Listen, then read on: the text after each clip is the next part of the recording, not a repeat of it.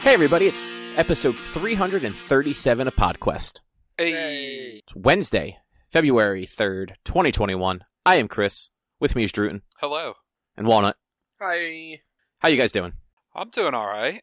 You threw me off because you said 1, 2, 3 and not 3, 2, 1 when we did the count-in for the show. So you kind of threw me off there a little bit. That's weird. Honestly, I honestly don't know how I normally do it. Like, I couldn't say that was weird. I'm pretty sure you normally do 3, 2, 1, but just hearing someone count up instead of count down just... I mean, Droo, do I normally count down or count up? Because I honestly don't know. I cannot say I've paid attention. Yeah, I just wait until 3 things come out of my mouth, and then I kind of pause for a second, then clap. Next time you're just going to be like, purple, blue, green. Dude, when I did dog training, that's what I used to tell people. Like, when they were trying to train their dog to do something, I'd be like, it doesn't actually matter what word you use. Like, if you want your dog to sit, you can call that spaghetti. The dog doesn't know what spaghetti is. It doesn't know what sit is. It just starts to correlate when you say a word and it does a thing, it gets rewarded. Yeah. So, I don't know if you guys, you might remember my dog, Frankie, the golden lab that I had. He was a hunting dog and knew there was a bunch of command words for him, but they were all in, like, German. Yeah. Or something. So, like, I didn't know them, so I couldn't get him to do the commands. I don't know if he would have anyway, because I wasn't his trainer or his owner when he learned them, but it would have been cool to know those. yeah, I remember seeing one lady whose dog was trained strictly with hand signals. So, like, she was demonstrating for somebody, and she had the person, like, ask the dog to do a bunch of stuff, like, verbally, and the dog just stared at her like she was an idiot. And then she had this lady's, like, little daughter, like, showed her what hand movements to make, and the girl would just make, like, the hand signal, and the dog would immediately do whatever the behavior was. Mm-hmm. But, yeah. We used to ask Kaylee if she wanted to go to China when we were taking her for a walk. So now every if time you take her for a walk, you say China, and she gets up and is ready? No, because she hates going outside. Oh. Actually, she, for some weird reason, over the last, like, month or so, she's been way better about, like, wanting to go out. It's weird. But, yeah, we used to just be like, Kaylee, you want to go to China? Come on, let's go to China. And she'd, like, get up and start spinning in circles, because if you just say something excited to a dog, they don't know what the words are. They're just like, oh, you're excited for me. Like, Am I getting a treat? Are we going somewhere? What's going on? Yeah, dogs are stupid. I love them. Yeah. So, I got that PS5 on Friday. That you did. That's old news. You're old news, you son of a bitch. You joined us in the current gen. I mean, I've been in the current gen. I got the Xbox before you guys got your PS5s. Oh, fair. True. But I hit current gen before both of you motherfuckers. I mean... By, like, what, a day? 2 days, thank you very much. Is the Xbox Series X really current gen? How many people actually have it? Like, come on now. I mean, about probably close to the same as PS5 people. So, like, 46. It's 37. Read the fucking outline. Look, I was just trying to lead you into that, okay? So, before I mention anything about actually owning one now, I saw that Sony has officially shipped 4.5 million units in 2020, which is 2 months of 2020. Mm-hmm. But I'm pretty sure that means like 37 people actually have them, and then all the rest went to scalpers. That sounds about right. Scalpers trying to get $1,500 for a PlayStation. I mean, and honestly, it's the same deal with the Xboxes, unfortunately. Yeah. So this puts it over the PS4 launch. So PS4 launched in the same window. They sold 1.4 million. But the PS4 was more profitable because Sony is actually taking a loss on the hardware costs right now. Oh. Really? Yeah. I did not know that. Yeah, so, like, they picked their price point and are actually under what the hardware costs, which a lot of people were speculating that for both consoles. Like, a lot of what they're doing in those consoles should be more expensive.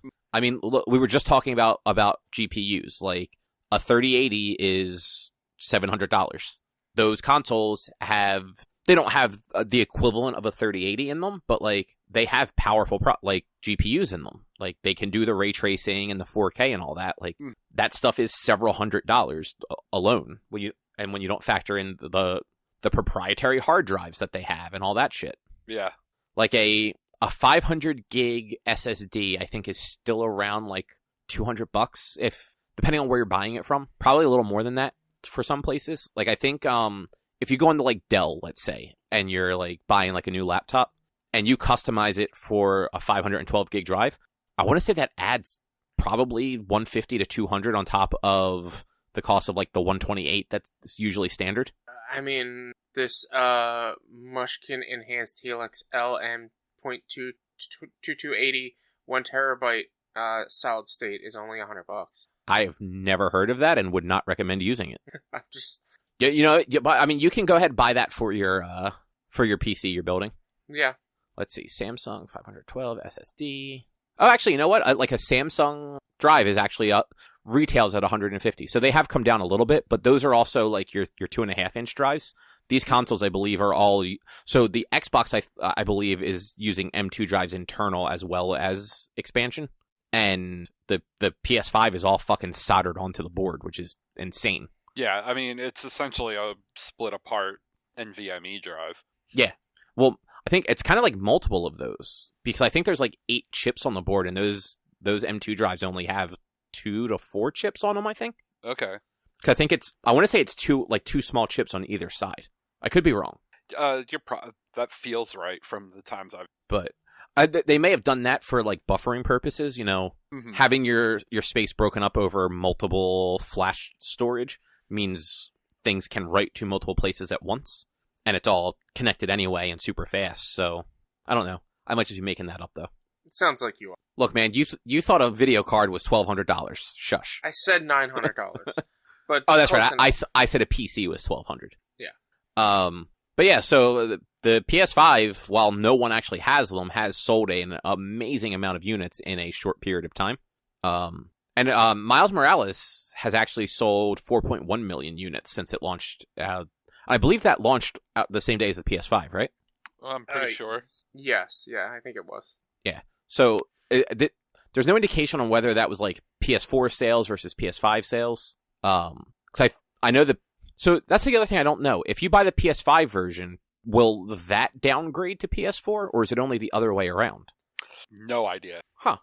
Like I think because I bought the PS5 version and I could play either.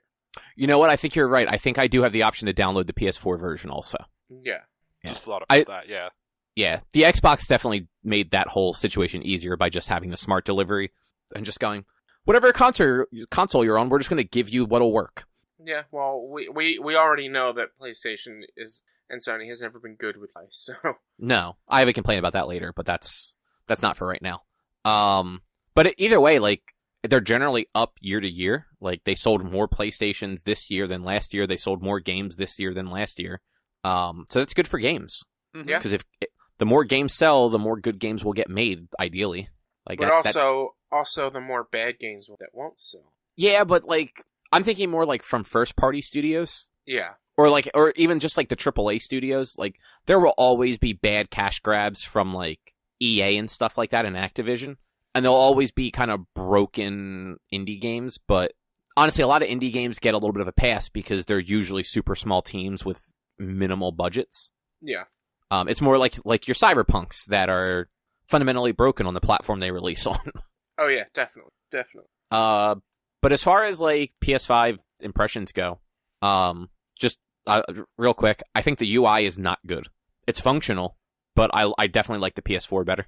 I feel like as you play more into it, you'll like it more. Like, I don't think it's terrible. I actually like how it is, where it's split between media and games. Like, I've learned it now. It still takes me a while to remember how to shut down or sleep my machine, but I'm used to it, and I like it, and I honestly like it more than... Yeah, like, I like that it's split, because I don't use any of the media apps at all. So the fact that the PS4 used to always pin those things up front when they had new content was super annoying. Yeah. But I just, like, the overall look I don't like of it. It's the same way, like, I really don't like the way the store looks now. And, well, the store on the console is actually leaps and bounds better, but the mobile app store and the web store are broken 90% of the time. Like, I don't know if either of you guys ever try to use that, but you go in there to, like, claim the PS Plus games, and 9 times out of 10, it just loads and says, sorry, we can't do this right now. And you just have to keep trying until it eventually fucking works. I mean, I haven't tried since they've updated the app store, but I never had an issue. Oh, yeah, no, before... It was great. I used to go. That's how I used to do all my purchases. Were through it was mostly through the website. But now, like, you can't So PS Plus, there's 2 to 3 games a month. You have to buy them each individually. You can't just add all 3 to cart and then check out. You have to go through the process 3 individual fucking times. And it's just, like I said, a lot of times you'll go to, like, add a game to cart, and it'll just come back saying, sorry, whoops, we can't do this right now with, like, the little broken page, and you have to reload and try again. I mean, I have not had that problem at all with their web-based store. Yeah, no, that I have it all the time, and I've seen people complain about it on, like, Facebook groups, too. But yeah, the UI is just ugly. The console itself is also kind of ugly, and like we said before, it's just way too big. It is big. It is so big. Like, it's obnoxiously large. It isn't a very aesthetically pleasing look, and that stand is fucking horrible. Yeah, like I think I said it last week. I don't think my machine has been connected to the stand properly in about a month or more. Yeah, that sounds about right. And honestly, so like you guys have seen my TV stand, like it's not like it's not super tight or anything like that. Like I have plenty of space. I actually moved so the PS5 is on the bottom shelf, and I moved the shelf above it up, so like it's got more room. But trying to get that thing hooked up with how short like the power cable is, it was like hard to keep it on the stand and also plug it in, because it's not like I can turn it, because as soon as I turn it and turn it back, it just falls off the stand. Yeah. Like I had to just hope I was like seating everything correctly. Yeah. And actually, I didn't have the HDMI seated all the way, so I couldn't figure out why there was no image at first. So I had to, like, reach back there again, knock it off of the stand, get the HDMI, like, seated all the way in, and then, like, fumble to get it back onto the stand. Mm-hmm. The stand is so, like, I understand, like, trying to make it, like, a new futuristic type of style where it's all curvy, but, like, you should have just made it fucking flat at the bottom, so it could just sit on its fucking self. Like, the stand is garbage. Yep. Or sell a better stand. Sell a stand for $30 that is actually like properly like hangs on to it. I mean, what they're gonna need to do is make something that clicks in, but they don't have anything on the back that it would be able to click into. Yeah, I mean you're not wrong, but frankly, at that point, like have it clip all the way around, like have it clip up on the front too. This way, if it snaps on both sides, we're good. Mm-hmm. But then you're like you're messing with the look, because you're gonna have the stand on both sides, and they want to have the stand hidden. No, but so what I mean is like have just two thin pieces of plastic that snap onto the front, that like run underneath to the stand. This way, it's like trapped in place on the bottom. I mean, and make it white. If it's white, no one will notice, because that thing has those shitty white shells on. I mean, and like I'm not trying to like. I'm not trying to say like it's a bad idea, but they would also need to have 2 different stands, one for the disc tray, ones with the disc, one for ones without the disc. Do you think it's that different on the bottom? I mean, the disc tray's on the bottom. No, I know that, but from the disc tray's off to the side, like do you think like the actual curve in the middle is that different on both units? It has to curve in from the disc tray to get to like it. I'm pretty sure it is that much of a drastic change. Well, just because like I'm trying to picture in my head, and like the disc tray is off to like the far right, so if this thing is in the middle, I feel like it's probably similar, and just make it adjustable. Like have it actually clip in to itself so that you can make it like whatever length you need it to be. No, it butts out a little bit, or butts out more, whereas the digital version is a little bit more sleek and curves in. Okay. The disc tray butts it out. So, I believe you. I was trying to picture it in my head, and I'm like, that can't be that big of a difference, can it? It's a pretty big difference. But I mean, even then, sell 2 different fucking versions of it. Like, just sell something that these consoles aren't going to constantly fall off of their stand, that you require it to be on. Or make a console that doesn't need a fucking stand. I mean, that too, but like it's too late for that. like not to bring it to something you're not going to understand, Cobb, but like I was arguing with people about D&D, where they were complaining that when you reach 0 health, there's no detriment to it. And so they impose an exhaustion whenever you reach 0 health, and which is a house rule. So I'm like, but what about for players who like the Grave Cleric, who when you're at 0 health, you heal more than when you're not? That's a strategy. Well, A, why are you going to abuse it? And B, just make a house rule that that doesn't affect, that takes away the exhaustion. Like, or just don't have the stupid house rule. Like, wait, so isn't 0 health basically like unconscious? Yes. 0 health is unconscious, and then you can die while being unconscious. But like, So why do you need to be exhausted at 0 health? Aren't you unable to do anything but roll to not die? It's when you get brought back from 0 health, they impose exhaustion. And so exhaustion has 3 levels. After the third, if you get a 4th exhaustion, you're dead. I believe it is. So, like, the first one, you have disadvantage on certain things. The second one, you're slower and have disadvantage on attacks. And then the third one, you're slower, and then the fourth one, you're dead. All in one combat? Well, it's not one day, or in a time frame where you have that much exhaustion. You only gain 1 level exhaustion back each day. So if you have 3 exhaustion, you need to rest for 4 days before you're no longer exhausted. But it's just, it's more so like people are making it more difficult for themselves. Like, well, make this caveat to the rule, or just don't have the rule. Let's make let's make a better stand, or just make it not need a fucking stand.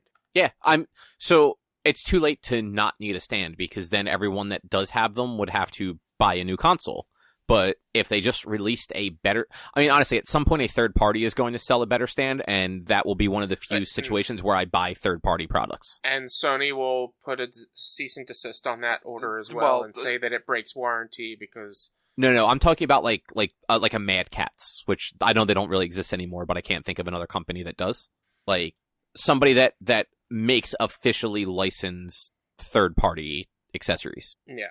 Like, whatever company makes all the fucking Switch controllers. Hori? Right? Know. I think so. Yeah, I think it's Hori.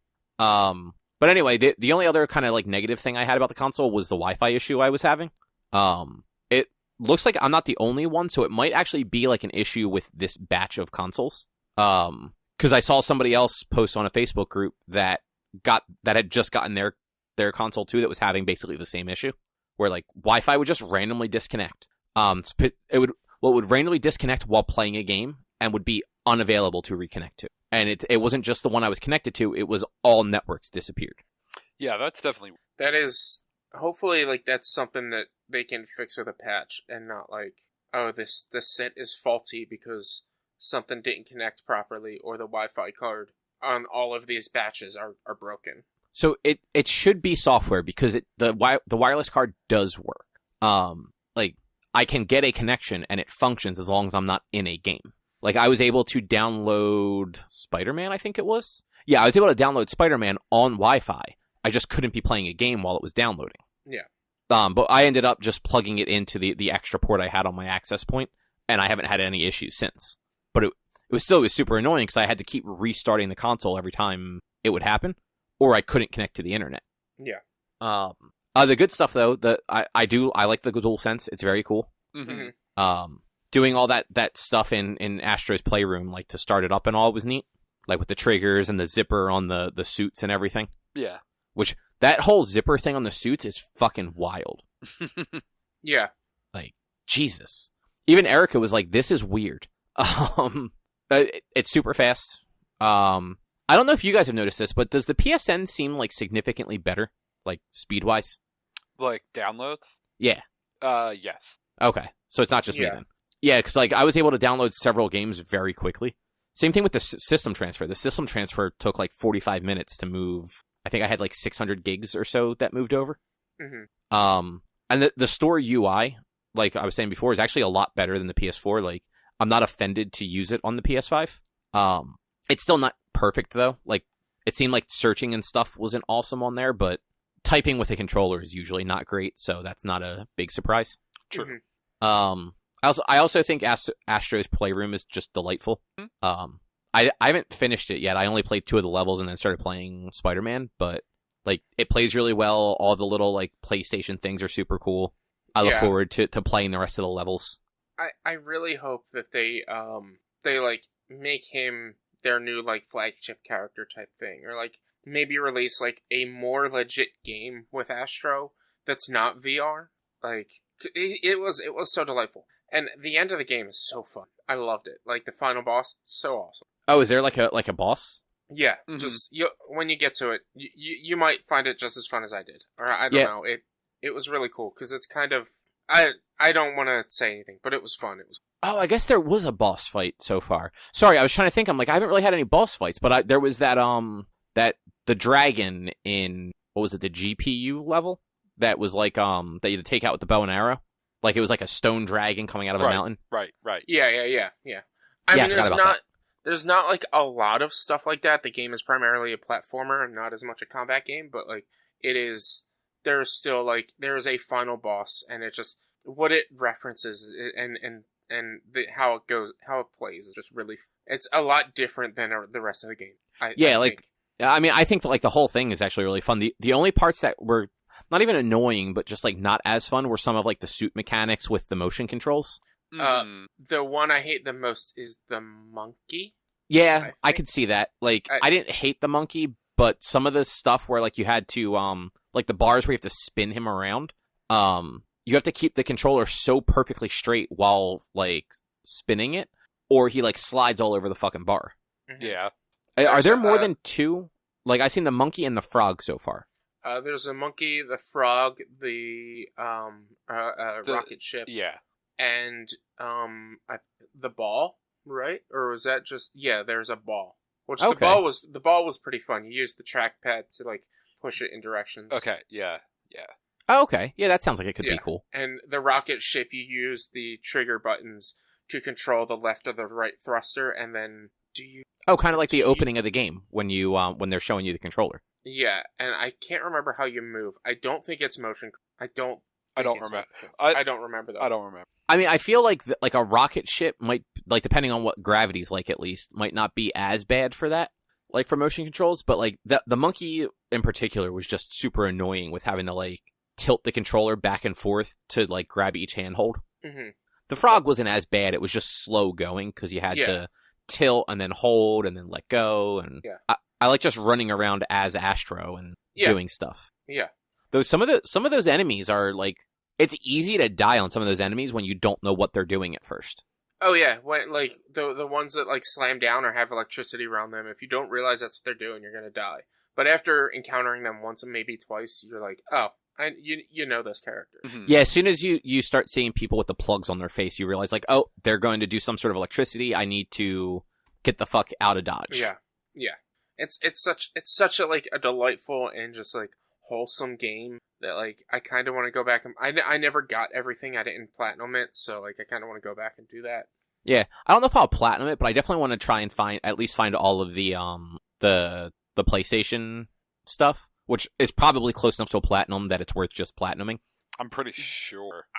I'm pretty sure like it's just find all the PlayStation stuff and do all the puzzle pieces and play the game. Yeah. I mean, I think we talked about it a little bit when you guys were playing it, but all those little character like the cameo Easter egg things are really cool. I like the one. I like the Metal Gear Solid one where there's like that random box on the ground. If you hit it, it does the codec sound, and like the dude's dressed like Snake and he pops up and starts like running around. Yeah, I think there's a Pyramid Head one, and there's a Resident Evil one somewhere. Yeah, there was a coffin one too that if you hit the coffin, like the guy springs out of it. Yeah. I'm not sure I don't remember who he was supposed to be though. I don't know. Maybe Alucard or Dracula from Symphony of the Night. Yeah, that would be my guess. Like, I can't think of any other vampires that were that relevant to PlayStation. Vincent from Final Fantasy VII, maybe. Maybe. But like, honestly, I feel like Alucard or Dracula would make more sense for a little cameo like that. Yeah. And then I'll confirm that like the platinum to get like. Oh right, you got it, didn't you? Yeah. Yeah, I might do that because I did. I finished Miles yesterday. How long did it take you to beat it? I'm somewhere around 15 hours. About average. I think that's what I got into it. It's shockingly short. Like I was halfway through after my first playthrough. Yeah. So I think the only reason it took me what I got it Saturday. I played most of Saturday, most of Sunday, and I played a few hours Monday and Tuesday. Mm-hmm. And I think the only reason it took me that long is because I was doing everything, and there was a few things that I missed and then had to go back and redo. So like some of the underground hideouts that were just the repurposed Kingpin hideouts. Yeah. I missed the underground cache during the actual mission. So you had to go back. And you can't just go back and get the cache. You actually have to redo the whole mission because they're always in the rooms that even though you've already gone into the room, they're rebarricaded once you leave. Yeah, it's either in the very beginning that once you leave that room they barricade it, or the very end, and once you leave it, you have to do the whole thing to get back to. I think I missed like one of those and had to redo it. So I missed two of them. So I missed one of the actual indoor Roxxon ones. Mm-hmm. Literally the very first one I missed. And like I looked it up. I'm just like, how? Like, are these in here? Like, is that what it is? And I'm just like, oh yeah, no, it's like right when you walk in. So like, all right, so from now on, every time I go into one of these, I'm going to do a scan and start looking for boxes before I like move on. The exact same happened to me. Yeah, and then it happened to me with one of the underground like skyscraper construction ones too. And it was, I meant to actually, I didn't realize they were there at all until I looked at my map after clearing the first one and saw the little symbol for it. I'm just like, motherfucker. Yeah. And then I went in and I hit the spider vision thing and I saw the box. I'm like, cool, can't get to that. Guess I'm redoing this mission. Yeah. One happened to me on a skyscraper, which I totally got the thing, but it glitched out and wasn't showing as completed in the list. So to get the 100%, I had to redo the thing and get the chest again. Yeah. So I got lucky. And that was kind of the downside, was some of those missions take a while if you're trying to do all of the bonus objectives. Yeah. But luckily, like, once you get all of those, I just replayed it and just powered through them really quickly to get the case. Mm-hmm. Yeah. Like, I wasn't worried about stealth to do, like, the stealth takedowns or whatever the thing was. And I think the only bonus objective I didn't get was one of the Roxxon bases. It was, like, achieve, like, a 60-hit combo. Mm. And it was also one of the ones that required a bunch of stealth takedowns. Yeah. And I didn't, like, there just weren't enough guys that weren't, like, the big, like, shield guys and stuff like that I could get a high enough combo for. Like, I would get into, like, the 40s and then lose it. Yeah, I didn't really bother or focus with those too much because, like, I knew the trophies were going to push you to play New Game Plus. Oh, you have to. One of the trophies is literally beat the game on New Game Plus. So, like, I knew anything that you needed a certain amount of tokens to get the trophy for, I could just get it on New Game Plus. So, this game did way better about the tokens and stuff, too. Because all of your story missions also gave them too, it seemed like, and the side missions gave you good chunks. So, I was actually able to buy everything for all of, like, the trophy requirements. Yeah. Before beating the game one time. I think even, like, because in this one, you can play the, what's it called? The crime missions continue to happen even after you've already cleared them. Whereas, like, in the original Spider-Man, once you cleared 5, they didn't happen in that region anymore. No, they still did. I don't remember seeing any other crimes happen in those regions after I cleared all the 5 that I needed to. They were less frequent, but they did still happen because there were still a few times. Because I did all the crime stuff like immediately before moving stories on, and I would have like those chapters where it's like, oh well, I'm waiting for this. I guess I need to go do something, and it would take me like 5 minutes to find like a crime to deal with. But they did still spawn. I would get to those instances like, oh, I've got time to kill. Let me just patrol. And then I'd swing around for like 2 minutes, and then I'd get a phone call and have to go do a crime because I did them all already. Yeah, no, but they did still spawn. They were just less frequent than they were before you clear them. Yeah, but this one, the crimes continue to spawn. They're more frequent, and I think you got points for doing them, even if you had already done them. So you got 1 token every time you did it. Yeah, so it's like it helped fill that out because I would spend my time going from mission to mission and deal with the crimes in between to get those extra points. And so I think I did get a lot of my buying trophies. I can't remember, but I'm close to a platinum. Yeah, the only things I need to still get is like beat the game on New Game Plus, purchase every skill because 3 skills are locked behind New Game Plus, and there's a costume one that's also locked behind New Game Plus. Yeah, that was the other one. Yeah. I got everything else in the first playthrough. Oh no, I'm sorry. I did not get. There's a Rhino trophy for breaking 15 things in the mall. Yeah. I started New Game Plus just to see, like, if everything carried over, and went through that portion of the game and hit the things to get that trophy. I was so mad at that like the object, like I thought the object was to avoid things, so I wasn't hitting things. And, like, then I saw the trophy. It was like, oh, hit 15 things. I'm like, son of a bitch, I would have done that my first try if I knew that like it wasn't detrimental to hit things. You know what, though? It's actually, so it knocked your health down. So it was a little detrimental because then you'd go into the fight with less health or potentially die. But by doing it on New Game Plus, you have more health because you've leveled up so much. And you start New Game Plus with all 3 bars of Venom. Yeah. So you don't even have to wait for that stuff to happen. So you, like, by the time I was doing that chase scene, I actually had the 3 bars full.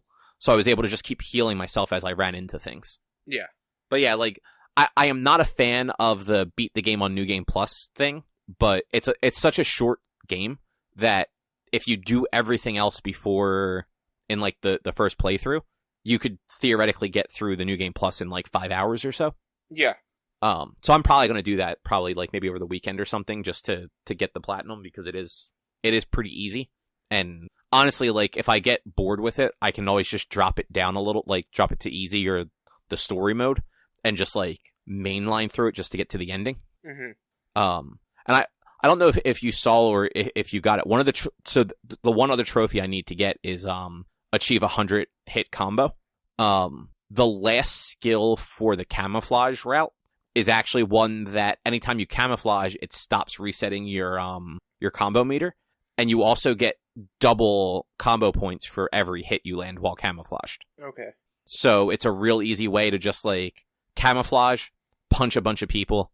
As soon as it runs out, like, keep dodging and punching as you can to keep the combo going, and then just camouflage again right away, and they can't see you, so you can get away with a whole bunch of punches. I have a lot more trophies left to get than I thought. I have about 15 more trophies. Oh, wow. Did you just... I guess you weren't really paying attention to that as you were playing? No. Because there's perform 25 ceiling, wall, ceiling takedowns, and wall takedowns. Defeat 50 enemies while camouflage. I barely use the camouflage. Oh, I used the camouflage all the time. It was great. Defeat 100 enemies with venom attacks. I barely use the venom attack. Use venom dash to throw an enemy into a group of 3 or more. Yeah, I've got about 15 trophies I still need to do. I thought.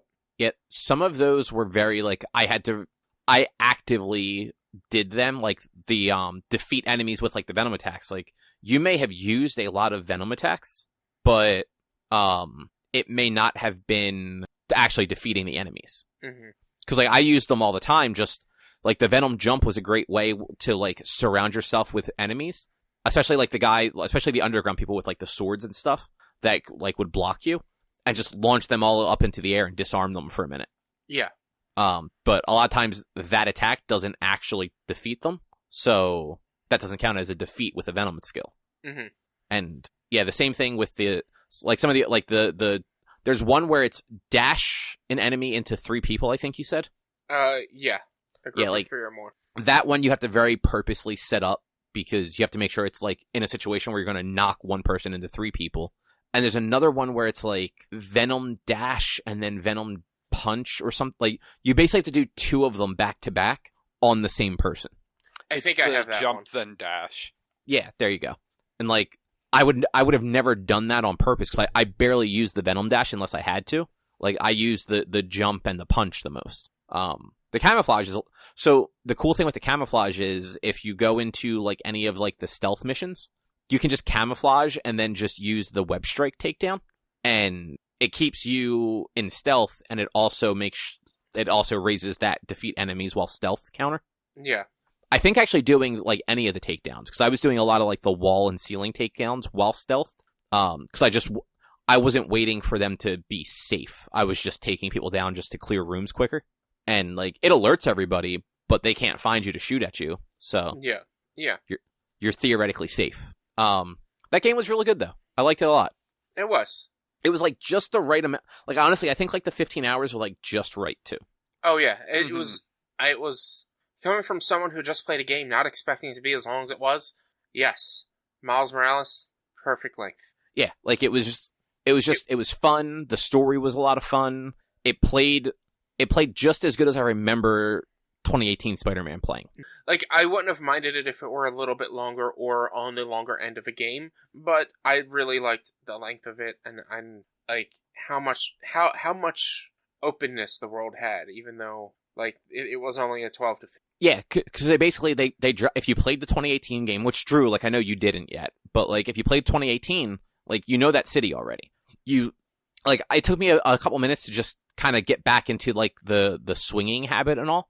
But like once you kind of like get that feeling again, like traversing the city is great. Because the system's so fast, doing quick travel to get places is way more convenient if you need to. And they did that. So in the first game, like we were talking about before, there were a lot of missions where it's like, oh, well, I should go patrol for a while because I have to wait on a phone call. They didn't do this one as like. Well, I mean, this one only takes place over the course of about 3 days. Yeah, I think it's only a few days. Yeah. But yeah, like the story was way more like the story was very streamlined in like a good way. Mm-hmm. I thought like the villains were actually used really well. And even some of like the stuff that was very annoying in the first game, like the challenge stuff in the first game. Mm-hmm. I did not mind the challenges in this one as much. Like Pete's holographic challenges. Yeah, it was because you had Pete being all quippy in the hologram and stuff that made him a little bit more entertaining, and just the fact that with the original game before DLC, you needed to like get gold on all of the challenges in order to get a platinum or to get in order to get a platinum to get everything. In this one, you really didn't need to get gold in all of them, so there wasn't really that like, oh, I have to do it and continue to repeat it and get it perfect. Yeah, I think there's one trophy that's gets spectacular or better in one of each type of challenge. Mm-hmm. Which I have that one. Yeah, I think there's only one challenge. I think it might have been the park one, like the last traversal one where you have to just like race through the park. Yeah. I think that might be the only one that I got a bronze on, which I forget what that level was called. I don't remember. But like the suits were cool. The Miles doesn't have as many like iconic suits as Pete does. Mm-hmm. But like I think what they came up with for suits for him were neat. I really liked a lot of his suits. His which one was I can't remember. I think it was like black and yellow. Oh, like the one that you get from like the town, basically, or the city. Like it's left near the mural. Yeah, that was my favorite one, and I think I used that through the end of the game. Yeah, I really like. I'm pretty sure I used the one called The End. I think is what it was called, with the camo pants and the hoodie. Yeah, that's what that one was called. Yeah, that's the one I used. Yeah, I kept the classic one through the story. But then when I started New Game Plus, I switched between the 2099 one, which is cool because like the eyes glow on it. Like they actually have like it almost looks like flames coming off of them, like white flames, but still. Mm-hmm. And the programmable matter one that you get from the underground tech, which is also super cool looking because it's all like blocky and like pixely looking. Yeah, I really liked that one. If I were to play New Game Plus, I'm just riding with Spider-Man the entire time.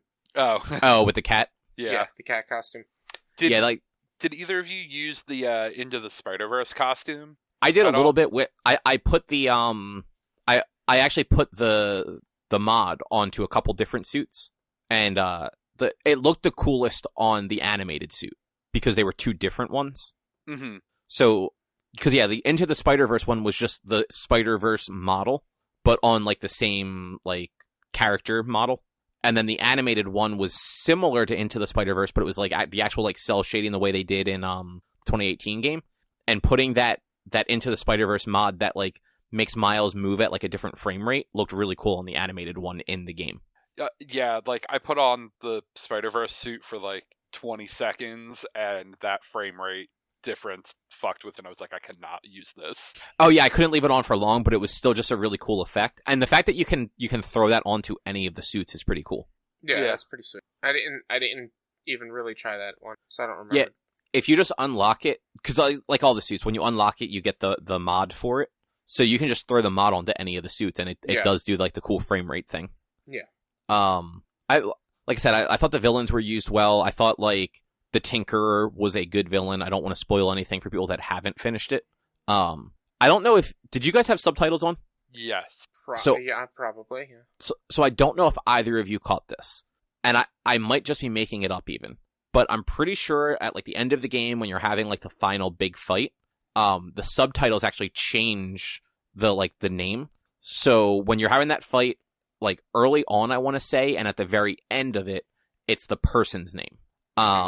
But then, like, when they are at their most, like, villainous, it actually says the Tinkerer. Like, almost as, like, they've kind of gone all the way to the dark side. Like, they're not Anakin anymore, they're Vader. Yeah. I don't remember. I didn't catch that, but I like when things like I enjoy that. Like, for instance, in the Avengers game, like Hulk and Banner have like 2 different tags for their voice, so like for subtitles. But then you have somebody like or like Black Widow, when you're on the helicarrier, it's Natasha, but when you're out on the field, it's Black Widow. But then you have Captain America, who's just always Captain America. Yeah, I like that stuff too. And when I get through New Game Plus, I'm gonna pay attention to that more, because I wasn't really paying attention to the subtitles. I just kind of like caught it like as it was happening. Yeah. But I'm gonna actively watch them this time and see if they do differentiate the character that way. Mm-hmm. Like between like being the Tinker when they are like being very villainous and being the person when they're not. Yeah. I did have 2 occasions where the game got real buggy for me. There were a few like minor ones throughout it, but I had at one point I finished one of like the little side things, like collecting like a bag or like a time capsule or whatever, and I opened the menu like before like it was done doing all the dialogue, and it just froze everything up. Like I could still move around like on the screen, but the map never fully loaded. I couldn't back out of it. I couldn't change tabs or anything like that, but I could still hear stuff happening like in the background, because I was like just perched on like a light post so people could see me, and I could hear like pedestrians like making comments to Spider-Man, but I couldn't do anything. So I actually had to like reload my last save to like fix it. Luckily the game had just gotten done saving, so like I didn't really lose any progress. And then on one of those one of the former Fisk hideout underground things, the skyscraper ones, I was crawling on the side of the building getting ready to stealth and go up to like grab somebody, and I clipped through the wall and got trapped inside of like a tunnel. So it was the very first one I did, and it was the first one that I actually missed the crate on. So I had to do this one 3 fucking times now that I remember it. Because the first time I was doing it, I was most of the way through it, was just trying to stealth take somebody down, and got stuck in like this tunnel behind like the area where you get the box and everything. Yeah. And there was no way out of it. Like it wasn't a spot that you were supposed to get to. I could see the rest of the game, but I couldn't get to it. Like when I tried to jump through like the little opening, I would just start climbing on the invisible wall. Yeah. So I ended up having to reload. Like I had to just abandon that mission and restart it. And then when I redid that mission, I missed the fucking box and had to do it a 3rd time. So, but yeah, those were the only kind of 2 like big things that I had that happen that were kind of like, God damn it. Yeah, I think I had something similar to your menu thing happen once. But like I just didn't really think about it and just restarted the game, or probably was done playing for the day anyway and just ended up turning everything off anyway. Yeah, but yeah, all the characters were really good. I love that he knew sign language. Like I thought that was actually very cool. Mm-hmm. Yeah. Like all the characters were just really well done. I did not realize Troy Baker was the Roxxon guy at first until near the end. When you're captured by Roxxon and he's talking, I'm just like, that fucking sounds like Troy Baker. And I looked, and it was fucking Troy Baker. I mean, if it's a video game, it's got Troy Baker. Yeah, by law. No, I mean, that's true, but if Troy Baker is not in a video game, it is not a video game. So, I mean, it had that twice, because it also had Ashley Birch in it. Yeah. So she was the podcast girl. Yeah. So yeah, it's a double video game right there. Yeah, and I'm pretty sure, and I think this was in the first game too, and I thought it. The pigeon dude, who his mission was way better in this one than he was in the first one. The pigeon guy, I'm pretty sure is the voice, and I can't remember the voice actor's name, but he was Lee in the first Walking Dead Telltale game. And he's been in a bunch of other stuff too, but he's got a very distinctive voice. Mm-hmm. Almost like a Keith David distinctive. Yeah. Like you hear it and you're just like, that's that fucking guy. Okay. Yeah. Yeah. But yeah, it's a fun game. I liked it. I don't know what I'm going to try next. Probably Bugsnax. I downloaded it. I haven't tried it yet. Yeah, Bugsnax is good. Or, I won't know, you've already played, Control. Yeah, I actually found out I have to restart Control if I want to play the Series X enhanced version. Yeah. Yeah, so Remedy released like a statement. The next gen version of the game, the PS5 and Xbox Series X versions are so different, like in technology, that your save is not compatible with it. So might as well just restart it on the PS5. I don't know. I'd rather play that on Xbox. I like the Xbox controller for like those sorts of games better. Yeah. But I was only like 2 hours into that anyway, so it's not a huge deal. And at least now I know what I'm doing, so it'll be less of me wandering around and be like, I'm just going in fucking circles. Yeah. So a little bit of Nintendo stuff to talk about. The Switch in the last quarter of the year, so like over the holiday, sold 11.57 million units. Jeez. That's a lot of Switches. They've actually, Yeah. they're closing in on 80 million units sold since it launched in 2017. Damn. Which, that's a lot. Sure is. It is currently the 11th best-selling console of all time. It beat the 3DS. The 3DS was like 79,000 and some change, and as of these numbers coming out, the Switch was at like slightly higher change, like close enough to 80 million that they were just rounding it up to 80 million. Yeah. It is close to passing the PSP and Game Boy Advanced. Mm-hmm. I think the next one on the list after that was maybe like the Xbox. So, surprisingly, according to this list, the PS3 sold more units than the Xbox 360. Yep. By the end, it like just barely passed. Yeah, I didn't realize that, and I just assumed with how many Xboxes died and had to be replaced that the Xbox was still in the lead. Yeah, but also considered like 8 people bought the 360 in Japan instead of like 13 million. True. And That's true. In Europe, like the 360 did pretty well in Europe, but the PS3 did way better. Yeah, I never factor in like the rest of the world in those numbers when I'm thinking about it. Because the 360 is at number 8 with 85 million, and the PS3 is at 87.5 million. So I mean, that's still actually pretty fucking good, like for on the 360's part. Oh yeah, the 360 it did super well. Yeah.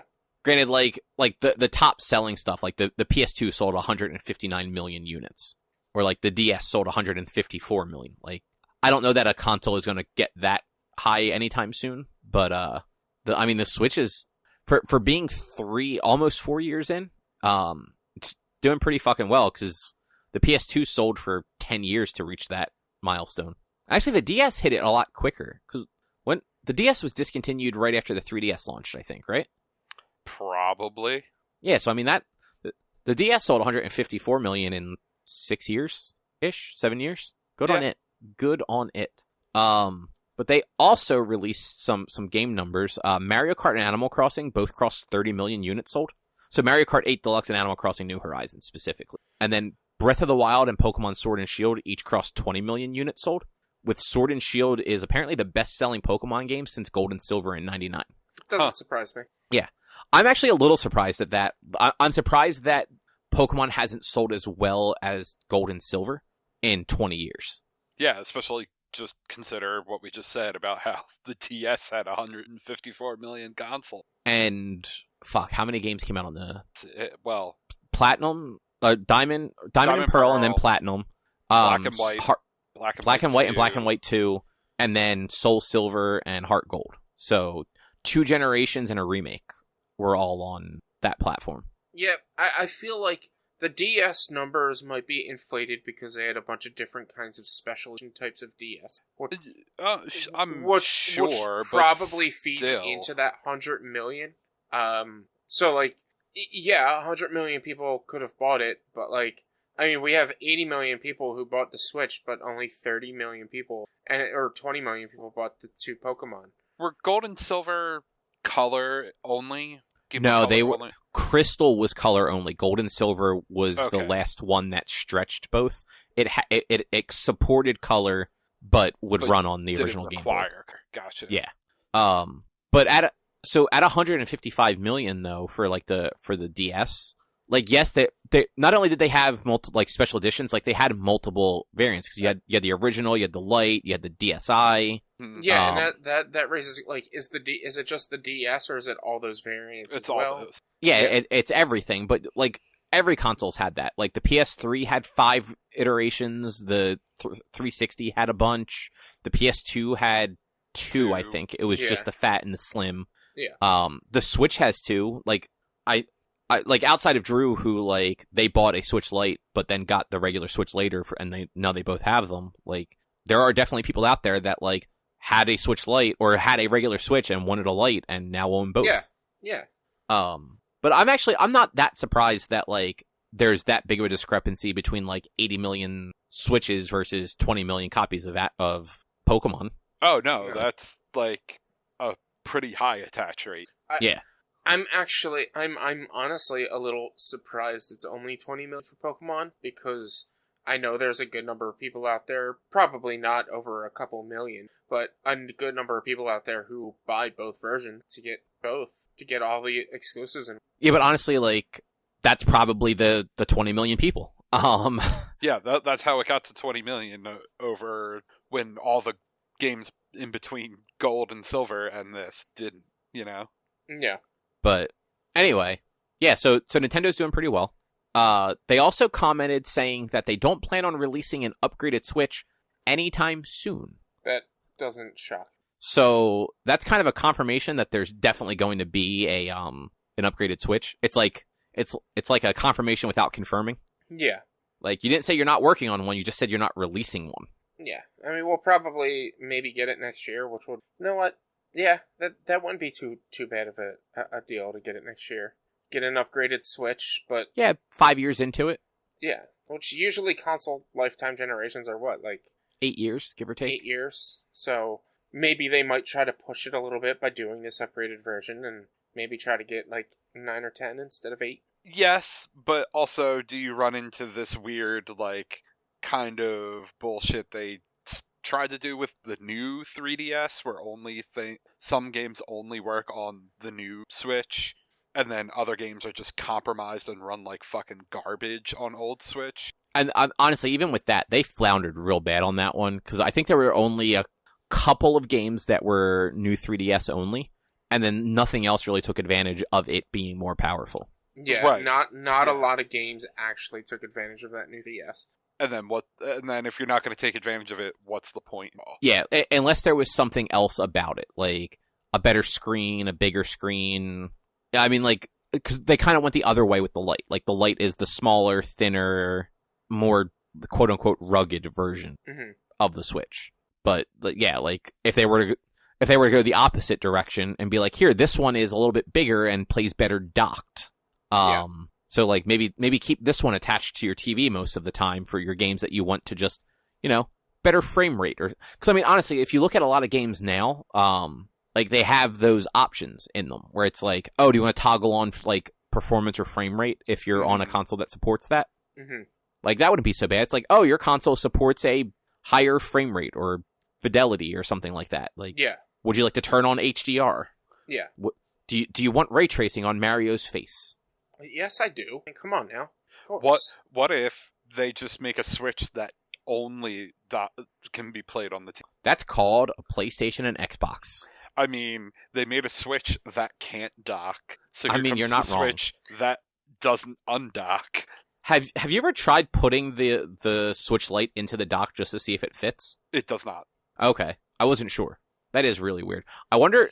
I've never looked into it, but I wonder if anyone has managed to get a Switch Lite to actually play on a TV, like with like third party like adapters and shit. I don't think the USB-C on that supports the video out.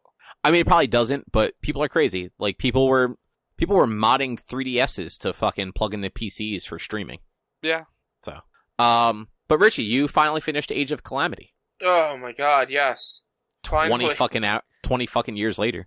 40 hours, probably? I don't know where I ended. When I checked when I stopped on Monday night, it was at over 35 hours. So I'm probably over 40 hours. Because I was in Chapter 7, and I was in Chapter 7 and had, was it just one more, like, the first mission of Chapter 7 to do when I started playing on Tuesday, and then I had 3 more fucking missions and didn't get done till 12:30 at night.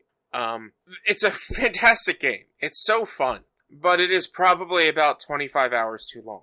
I was not expecting it to go the route it did. And when I was expecting it to have ended, they then decided, oh no, we're not going to be canon. Let's throw a fucking time travel aspect into it and have all the heroes from Breath of the Wild come into this world and help you save the day instead of the day being ruined. And that's that's where it lost me.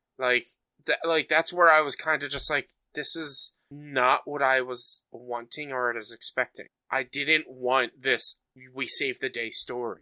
I wanted to know what happened leading up to Link getting hurt and being asleep for 100 years. Like, that's the story. That's what I want. But no, they had to then throw in 4 playable characters, which were all of the the descendants of the champions.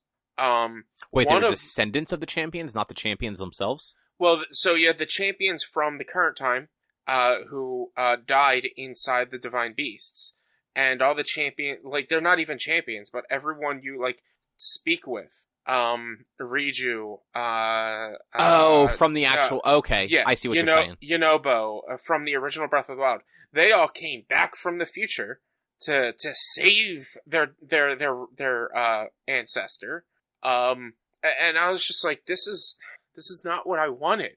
I didn't want the save the day thing. This is supposed to be a game you lose. I was just like that, and that's kind of where it became let's just finish this now. Let's just get it done. And that, like I said, that was at 20 hours, and I still had another 15 to 20 hours to go from there. Yeah, that's insane. And it's just, if you were to look up the map for this game, it is so bogged down with stuff. It looks probably just like how the original Breath of the Wild map looks, with all the stuff on it after you get it done. And I did have fun playing it. It's cool that Link has 3 different kinds of weapons, so he has 3 different kinds of play styles. He can have 2-handed heavy weapons, spear weapons, or just the regular Master Sword, basically. Zelda has 2 different kinds of play styles, but you don't get her second play style till near the end of the game, which that's when she's actually good and fun to use, because her first play style sucks. And then, in my opinion, the best character in the game, the king, you don't get until the second to last mission. That's actually kind of funny.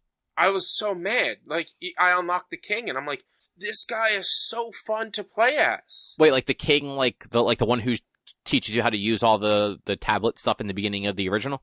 Yeah, Zelda's dad? Who's dead? Yes. In Breath of the Wild, he's dead at the very beginning. In this one, he ended up not dying somehow when he was supposed to have died, and you save the day. And it was just the whole end sequence. It was cool for what it was, but I wanted a prequel. I didn't want an alternate universe. So it was kind of a letdown, and like I said, it kind of just took me out of it as soon as it was no longer a prequel. Yeah, I get that, because you were really excited for it to be a prequel. Yeah, and and there's, I wish I had known about these issues when I played it originally, or noticed it back then, but the enemy AI is so bad, they don't chase you. The enemies do not chase you. So, if you run into a group of enemies and keep running, you can run straight through them, and maybe they'll fire an arrow at you or something, but they won't chase after you. They'll just stand in their spot, in their position. And so you can control all 4 of your heroes that are on the map. You select the 4 heroes you want to go into the mission with, and you can control them all by switching between them. And you can open up your start menu and command the heroes to go to different points of the map, and all they do is run to that point. They don't fight things in between. They don't get into fights. They just run. And I was just like, that's kind of annoying. Yeah, that sounds it. Because it takes away the whole warriors Muso aspect of the game. You don't have to get 100 kills. The first time I got over 500 kills was 5 or 6 hours into the game, and it was when Link finally got, probably 10 to 12 hours into the game, when Link finally got the Master Sword. And you finally get to see how much of a badass Link is. And that's the cool thing about this game. It finally shows how awesome Link can be as a sword fighter, because he's always supposed to be this awesome sword fighter. But the way the games are, you don't really get to get that feeling of how awesome he is. These games actually show it. Which is cool. So, the AI is dumb. The commanding your heroes, you'll command them to go to a spot. Say you command them to go to fight a specific enemy. Once they kill the enemy, they stand there. And there's, as far as I can tell, and I played for 40 hours, there's no way to undo the command for them to just roam and fight things themselves. Oh, that is kind of annoying. So it's just, it's then all right, well, then once they get there, you have to, I ended up a lot of times commanding my heroes to go run along with another hero, so they would always follow that hero. And it's just it was a fun game, and I enjoyed it, and the whole weapon system and the whole combat system, the whole map, it was good. It was just too long, and just little problems here and there. And the unfortunate thing is, I still have 2 more characters to unlock that I'm not going to unlock. Because you're just done with it. And like, maybe I'll, like, go back to it from time to time. But yeah, like, there's no actual story reason to continue playing. The story is done. It's it. Unless they have DLC come in with new story. But like, at this point, that's not the game I want anymore. Like I said, it wasn't the game I wanted since a little bit more than halfway through. So yeah, I beat it. Maybe I'll go back and eventually get those other 2 characters, which one of them is a little fucking robot that follows you around through the game, which is kind of dumb that's a hero, a hero that you get. The other one is Calamity Ganon himself. And the fight with Calamity Ganon was cool. And like I said, there were some really cool characters to use, but like then there's some just bad ones to use as well. Like Riju, who is the I don't know if you remember, Cobb. She was the sand people. What's their name? The Gerudo. Yeah, she was the Gerudo hero from Breath of the Wild. Okay. So she uses the walrus to slide around it with and attack. And she is just not fun to play as. Then you have Rivali, who is the Rito champion from this timeline. And if he's on the ground, he has ground attacks, and then you can hit ZL and he'll pop up in the air and fly. His ground attacks suck, and his flying attacks, like, it kind of takes too long to get into them to really be used. So, like, if you happen to be able to stun an enemy to have their bar show up, and then you have to pop up and use your aerial attacks, his fighting, he can kill a lot of enemies fast, but he's not good against boss or champion or captain creatures. Then you have the friggin' one of the unlockable heroes that you don't need to unlock, but you can get pretty early, are the Great Fairies, who are just uncomfortable to use because they move around in their little flower pod, and as you attack, they swap in and out. So it's all 4 of them as one character, and the special is they kiss the enemies. Oh, that's dumb. And it's just, and like, you remember how they looked and how they're like kind of scantily dressed, and it's just like, I'm all for strong female characters, but this is just uncomfortable to use. And like weird, and like they control horribly, and they're huge. They're really big characters. So it's just like not fun to use. I was trying to think if there's any others. And then Zelda as before she gets her sealing powers, because she just uses the Sheikah Slate to attack, and that was not a fun way to fight. And so as I tried to keep her leveled up with everyone else, I just hated using her. And you needed to use her at the end of the game, so you kind of needed her to be same level as everyone else. But like then she got her bow and her sealing powers. She got really good, and she was really fun to use, and some really awesome combos. But it's like near the end of the game, so it's kind of like I wish I had her throughout the entire game and not just at the end. And that's just like there's the little faults it had. Like I still had a blast playing it, but like I said, just a little too long. They should not have made it its own story. It should have just been a prequel, which is what I thought it was going to be. And like just some of the characters, they need refinement of how they fight. It's just like some of them are just not fun to use, or just not easy, maybe even just not easy to use, because like I said, Riju sucks, and it's really hard to tell where she is in her combo because she moves around too much. And so like, and she was like my biggest problem was trying to use her. But then you have Hetsu, who is you give the seeds to in Breath of the Wild, and he was really stupid and fun to use because he attacks with maracas. And if you get to a certain point in his combo, and then hit the top button, he like jumps onto a flying leaf and just flies into things, which was really stupid and fun. And his ultimate weapon, which are generally the strongest weapons of like each character has like 3 different types of weapons besides Link and Zelda. Zelda has 6, and Link has, I guess, 9, because it's like 3 of each style. So like he has 3 or 4 different kinds of pole arms, 3 or 4 different kinds of heavy weapons. Hetsu has 3 different kinds of maracas, and his ultimate maracas are covered in the gold poop. They're gold poop maracas. Yeah, but I mean, it was good. It took a lot of time to play. It sounds like it was only half good. I mean, it was, like, when I played it, even though I felt like this just needs to end, I still had fun playing it. I just, like, there was one point last night, like I said, I thought I only had 1 or 2 main story missions left. And so, like, I started yesterday with a main story mission. That's all I needed to do on the map. And I do that mission, and then it pops up with, like, a bunch of other side missions and the main story mission that I needed to do. I was like, great, I only have 1 more main story mission, because most chapters only have 2 main missions. So I do all the side stuff, I do that main mission, and I think I started playing it, like, a little after 6:30, and it's, like, 9 after I do all that. And then there's another main story mission popping up with a bunch of side missions. And so I start doing all the side missions, and after I get done 3 of them, 5 more pop up.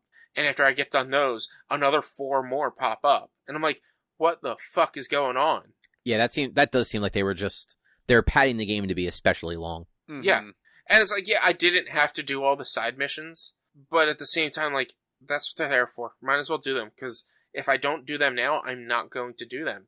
Because there's no real reason to play the game after I beat it. There's no multiplayer, there's no, like... This game would be awesome if it had some form of, like, MOBA, free-for-all multiplayer. But there is nothing like that. All the game has is the main story. There's no side stuff to it at all. And even the original Hyrule Warriors had some, like, sort of side things that you... Yeah, see, I never played the original one to really know. It had its story, which wasn't too long, maybe 10 hours. And then there was, like, this whole, like, original Legend of Zelda map that you could do, that you would go into each panel, and it would just be challenges, and, like, challenge missions, and you could just clear that map. And like, that was pretty cool. Like, they don't have anything like that. They just give you, I think it was like 200, I think it's the same amount of missions as there were, shrines, like 210 missions, and 17 main missions or something like that, I can't remember. Okay. Yeah, so, Age of Calamity, Hyrule Warriors, Age of Calamity. It's a fun game, but just be prepared, it's a long game. Yeah, it sounds very long. And I am glad that I wasn't interested in it. Yeah, it is. And if you like those types of games, you'll probably enjoy it. But just be prepared. Like Dynasty Warriors, when you play them, they have a main story through a handful of characters, and then each character's story maybe an hour to 2 tops, and you can usually beat them in a sitting. This game, they have a straightforward story where you play as all the characters at one time. So like it just continues on for like.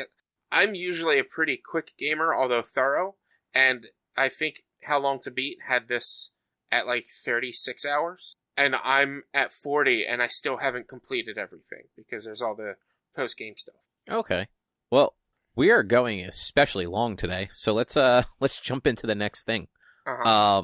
Google is shutting down its 2 Stadia games and entertainment studios, and will be third-party focused only. Surprise! Yeah, who didn't see this coming? Google has a very good track record of just shutting things down, especially things people like. Not sure if people liked these game studios, but Google has a track record of shutting things down. I think they only released 1 game. Did they release a game? Literally, they released a game yesterday when this announcement got made. Oh, okay. Yeah, so Google says it will try to find positions for the people that are impacted by the closures. Within other parts of Google, which that's cool if they can do that.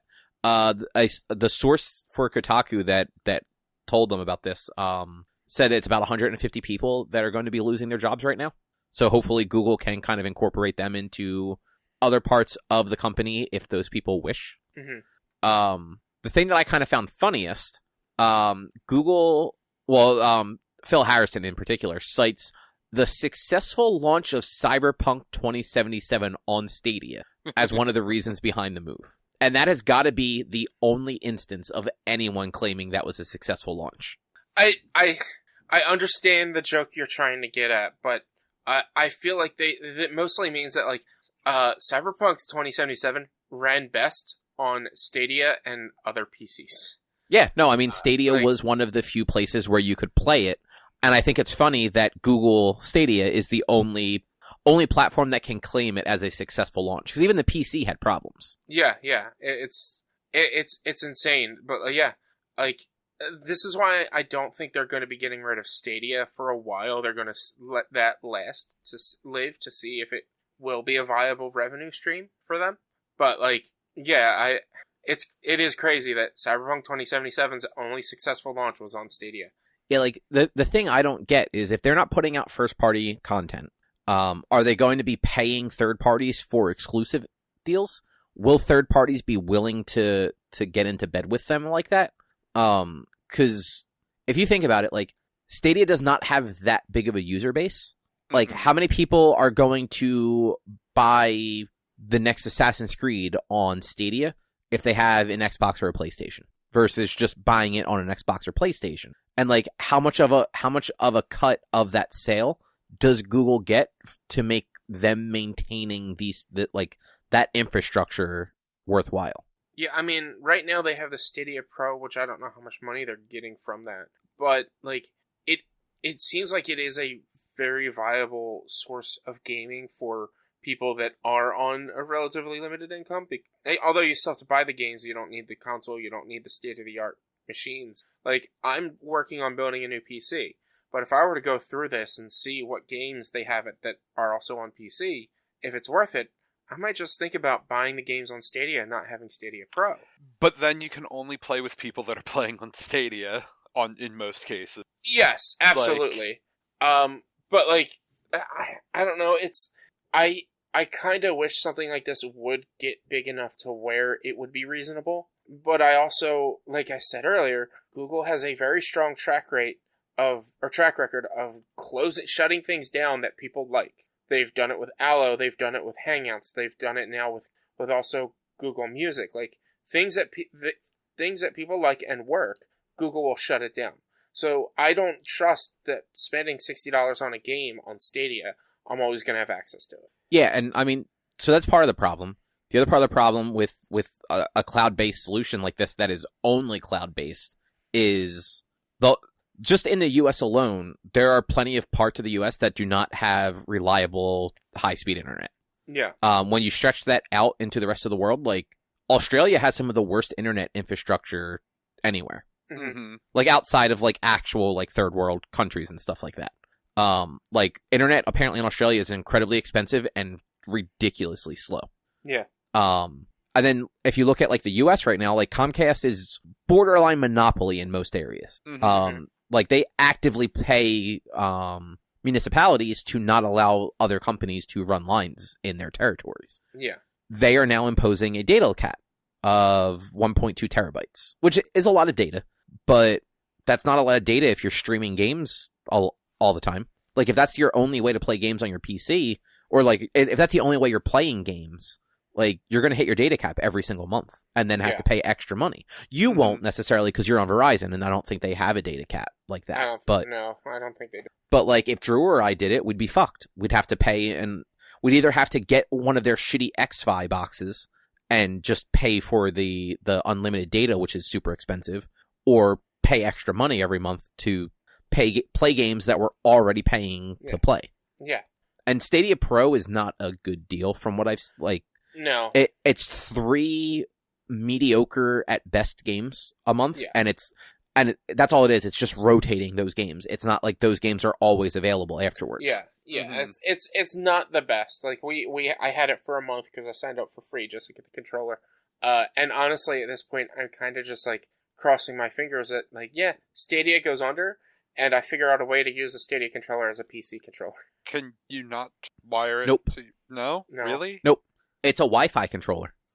I mean, it has a charge port, I'm sure, if I plug it into the PC. It does not recognize it. Like, I've tried it. There are no drivers for the Stadia controller as of right now. It even when you plug it into your PC to play, it actually is the controller itself is connecting to Wi-Fi still. Mm-hmm. It connects to the internet so that you can connect to your game directly. Yep. Yeah, that the controller is... It's a very nice controller. I do really like the Stadia controller. It is absolutely useless if you do not have Stadia. Or if you don't use Stadia, I should say. Yeah. I did the Stadia Pro thing just for a new Chromecast. That's literally all I did it for. No, same here. Like, my Chromecast that I have in the office is very old. Not that the TV is anything special. The TV is even older than the Chromecast was. But it's like, it was a free Chromecast. So I'm like, cool, yeah. If I ever get a TV that, like, if I get the like an OLED or something like that, I have a 4K Chromecast to go in it. Yeah. Like, cool. All right, so you can use the Stadia controller on Steam in big picture mode. I knew there was one situation where it worked, because I was trying to use it on PC just to, like, test it out with a few things, and nothing was supporting it. And when I looked it up, there basically weren't drivers for everything. I forgot big picture mode did support it. Yeah, so it'll work on a PC. At some point, someone's going to figure that thing out. Oh, at some point, but there's nothing from Google, and I don't think there's enough of a demand for anyone to put in the effort to develop a driver for it. Yeah. Because, like, how many of these are actually in the wild that those people don't also just have an Xbox controller they can use? Yeah. Oh, I mean, people fucking dumb shit with stuff all the time, so... You're not wrong. You're definitely not wrong. But also, like, how complicated will it be to actually get it to work when somebody, like, homebrews it off the bat? Because those things are always a little more problematic, like, until, like, 6 other people have refined it. Yeah. But yeah, so they're going to continue to support third parties and try to develop those relationships and flesh out the technology and all that fun stuff. Jade Raymond, who was the head of game development, is leaving. She is best known for kind of helping mold the Assassin's Creed franchise. And she's just leaving Google entirely. No word on where she's going. I think before Google, she was at EA. I want to say she was working on one of the Star Wars titles that got canned, but I might be wrong about that. I'm pretty sure she was working on 1313 back in the day. Like, I'm pretty sure that was her. I feel like she was working on another game after that, though, because 1313 kind of got canceled pretty early on. Maybe. Bless you. Thank you. But yeah, this is not surprising, and I do have a feeling that in the next 2 years, we're probably going to see Stadia just close altogether. Because I don't see Google having enough of a return on investment for them to keep that stuff up and running. And honestly, like, at some point, if the internet ever just becomes a standard solution, like, around the world, I think it'd be different. But while you have shitty corporations like Comcast that basically gatekeep it, like, it's not viable for most of the world. Yeah. I mean, fuck, even digital is barely viable. Like, because of all the stuff I was downloading in January between, like, stuff right after Christmas, stuff for the PS5 and everything, like, I almost hit the data cap. I was less than 100 gigs away from hitting the data cap. That's fucked up that they can impose a data cap.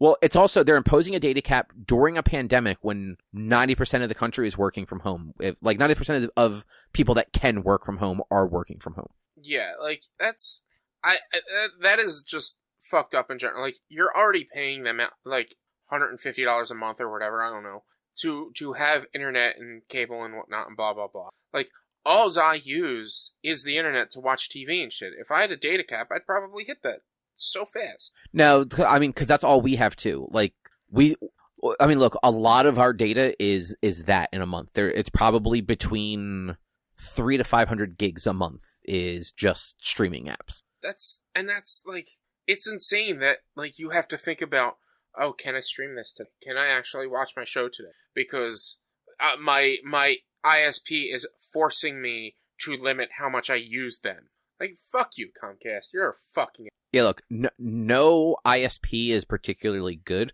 but Comcast is definitely the bottom of the barrel, full of... Like, the people that run that company are just garbage scumbag human beings. Like, absolutely. That company, they have... Their support is regularly rated the worst, and they really do. Like, their support is abysmal. Like, I've bitched about them a ton of times. Like, they just straight up lie to people about fucking everything. Yeah. Like, I've been on the phone with them multiple times, or like on live chat, where they just tell me, like, "Oh, your account's compromised. I can't help you anymore," and hang up on me. Wow. And then when I talk to somebody else, they're like, "Yeah, there's nothing wrong with your account." And then on top of that, like, they have no guarantee of service. Like, you're paying them regardless of if the service works or not. Mm-hmm. Yeah, like, I've never had an issue. Like, my Verizon has never gone down. Might have gone slower, and there might have been an outage, but not a recognizable lengthy outage. Like, I've never had an issue with Verizon, but I think you frequently have outages. Your Comcast. Oh yeah, no, Comcast is awful in this area. I have issues because there aren't enough fucking nodes because it's shared. Comcast is all shared connections. So they have like one node in this area that every Comcast customer has to work on. And my entire neighborhood is nothing but Comcast. If people have internet, they can only have Comcast. Yeah, because Verizon's not allowed to run over there. It's fucking bullshit. But anyway, let's move on.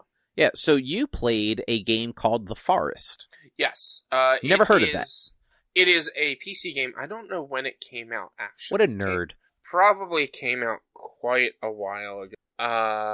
Hold on while I look, and I don't know. I'm going to look. You go ahead and talk about it. I just pulled it up.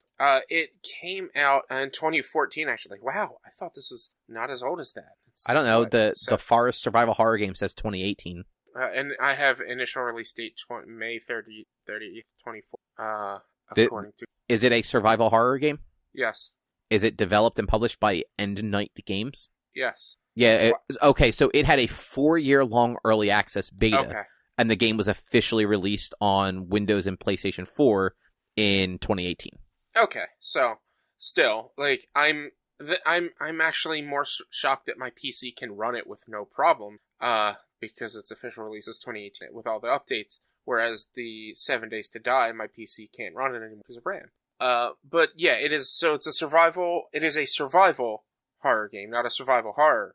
Its basic story is you're on a plane, it crashes in the woods in the forest, and you have to run around, gather materials, build up a base, try to figure out what's going on, kill.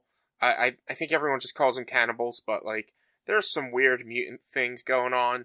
I fought something that was just all legs, literally, like it was legs with a thing and more legs coming out of it. It was weird and scared the shit out of us, and we just burned it with fire. It's an interesting take on that crafting systems like the what is it called? Ark and Minecraft and things like that, whereas like you have very limited space that you can actually carry things. It's more realistic. Sort of.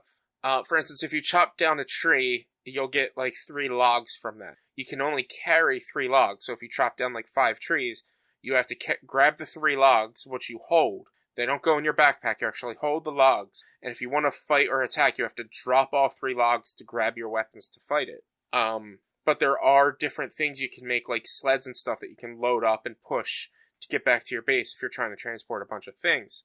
Crafting itself is very different.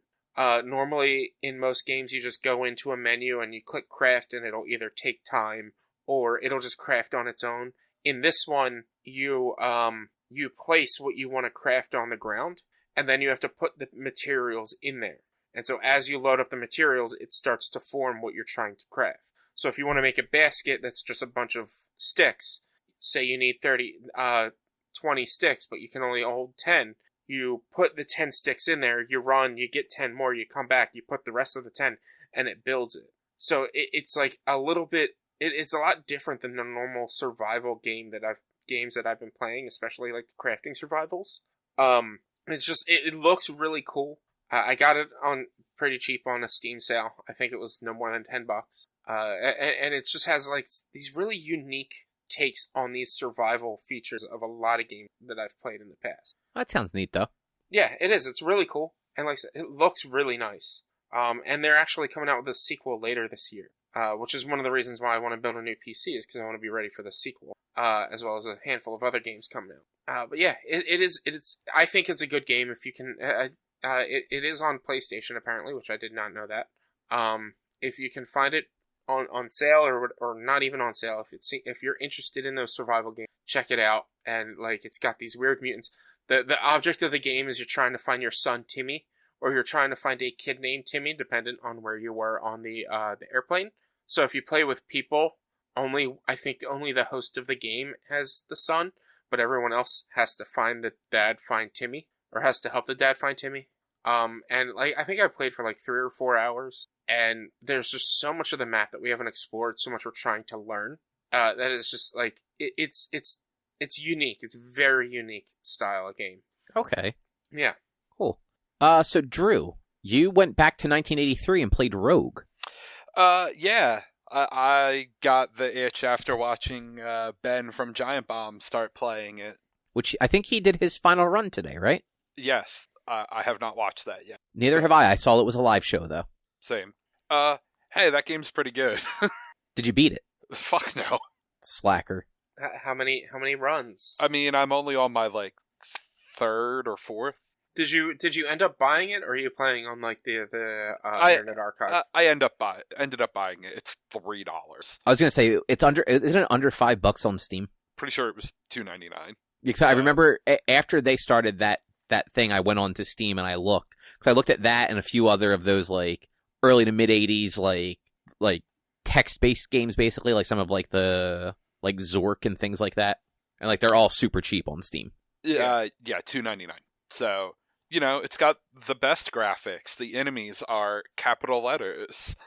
Yeah, aren't one of the enemies you fight a llama just because they used an L? No, yeah. The L is leprechaun. Leprechaun. But you might be thinking of the emu. That emu. Is E.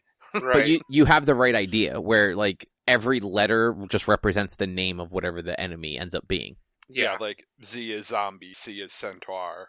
Isn't like I like ice monster or something like that? Mm-hmm. They shoot ice beams at you and can freeze you. What do the ice beams look like? Are they all just tildes? No, it's just blue lines, okay. blue hyphens that get shot at you. Oh, so you actually see something like that on the screen? Yes. Well, because a lot of the combat and stuff was just like the text scrolling. Yeah. So I didn't realize that like there was any effect like that in it. Like you see that go across the screen, and then text message pops up at the top of the screen telling you if you were frozen, it missed. Now, is the movement fluid, or is it block by block? It's block by block. So the game is turn-based, technically. Like, okay. Nothing happens unless you push a button. Like, okay. If you move, or if you hit search, or rest, or even, like, change equipment, that's when enemies can... So, like, if you get into a fight, if you don't hit anything, it's not like you're going to keep getting hit. Like, you can stop and think about what you want to do when an enemy gets on you. You get into a room and here's an R and a B and an I. Please tell me B is a B. No, B is bat. Fuck. Should have been a B. You should just be fighting bees. It could have. It gets that dumb. It is like grid based though, basically. Like you're not moving like in circles and stuff like that. You can move up, down, left, right around like square rectangular rooms or back and forth down tunnels. Correct. Yeah. And so I mean, you're just the like your character is the @ symbol, I believe. No, you're a little smiley face. Oh, it's a smiley face. I keep thinking it's the @ symbol. Yeah, I mean, there are some like old ASCII, like the scrolls are all a music note. The wands and staves are like a weird Y thing, but it's not a Y. Food are like kind of looks like the club's symbol from playing cards. Okay. Weapons and arrows are an arrow. Shield or armor are like a blocky thing with a diamond in the middle. Rings are a circle. Trying to think of what other potions actually do kind of look like a potion bottle. Okay. Or maybe like an upside down really fat exclamation mark. And how do you fight things? You push the arrow direction the enemy is. Okay. All right. And so also like all the potions and scrolls, you don't know what they are on each run, and they're randomized. So like on one run, the green potion might be the healing potion, but the next run, just because you find a green potion again, doesn't mean that's healing potions. That now might be a confusion potion. And the scrolls are all just gibberish letters until you read them and find out what they do, and then you can rename it. Mm-hmm. But also, like, it's incredibly vague about what the fuck most of them did, unless you're actually paying attention. Like, the one will say, your armor glows faintly for a moment. Mm-hmm. That's all it tells you. And if you don't actually notice the bottom of the screen, your armor class went up. You have no idea what the fuck that scroll just did. Yeah, it's cool. It seems like Crypt of the Necrodancer took a lot from this game, because I think it's similar in Crypt of the Necrodancer. If you don't move, nothing else moves. I can't remember that. I don't remember if the enemies move to the beat or if the enemies move as you move. I can't 100%. I'm pretty sure they move as you move, but you move to the beat. Yeah, you're supposed to move to the beat, but if you stand still, they won't move, I think. But like you lose your combo, but there are ways to like counteract that, items and stuff to counteract losing your combo, stand still. But yeah, that's cool. It sounds stupid fun. Yeah, it turns out, hey, I like a rogue. Shocker, I really like roguelikes. Yeah. But at least now you know that it's not just the modern ones. Yeah, it's not just all the modern graphic and all that. It's that whole, like, shit, what the fuck is this going around? It's all random. Like, yeah.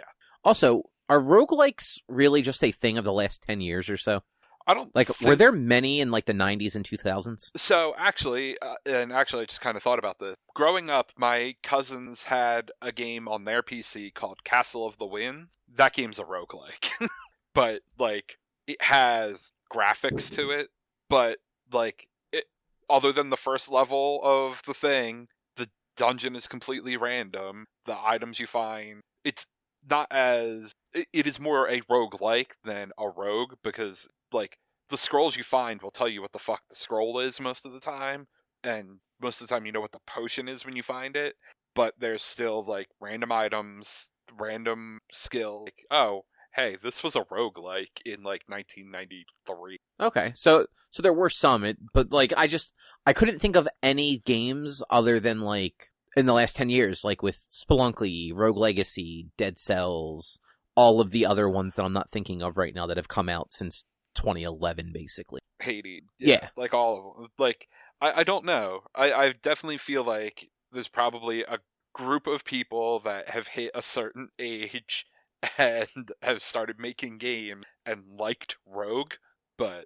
Yeah, and I feel like that, like, some of that also probably came out of people, like, the people that liked Rogue are probably the ones that made the early ones, and then people that played those new ones are the ones that are now making them more, because they're like, oh, I love this game, I'm gonna make my own version of it. Yeah. Yeah, I went to Wiki and I googled like list of roguelikes, and like it doesn't seem like there were a lot of mainstream roguelikes until... Well, no, I mean, you have, like, Pokemon Mystery Dungeon is being considered a roguelike. I've never played them, but apparently that's considered a roguelike. I don't know.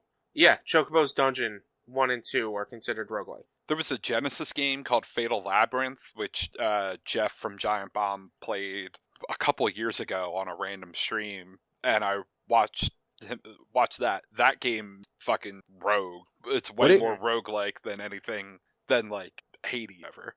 What did you say that PC game was that your cousins had? Castle of the Winds. It came out in 89, yeah. Yeah, that is on the list of roguelikes. Yeah. Okay.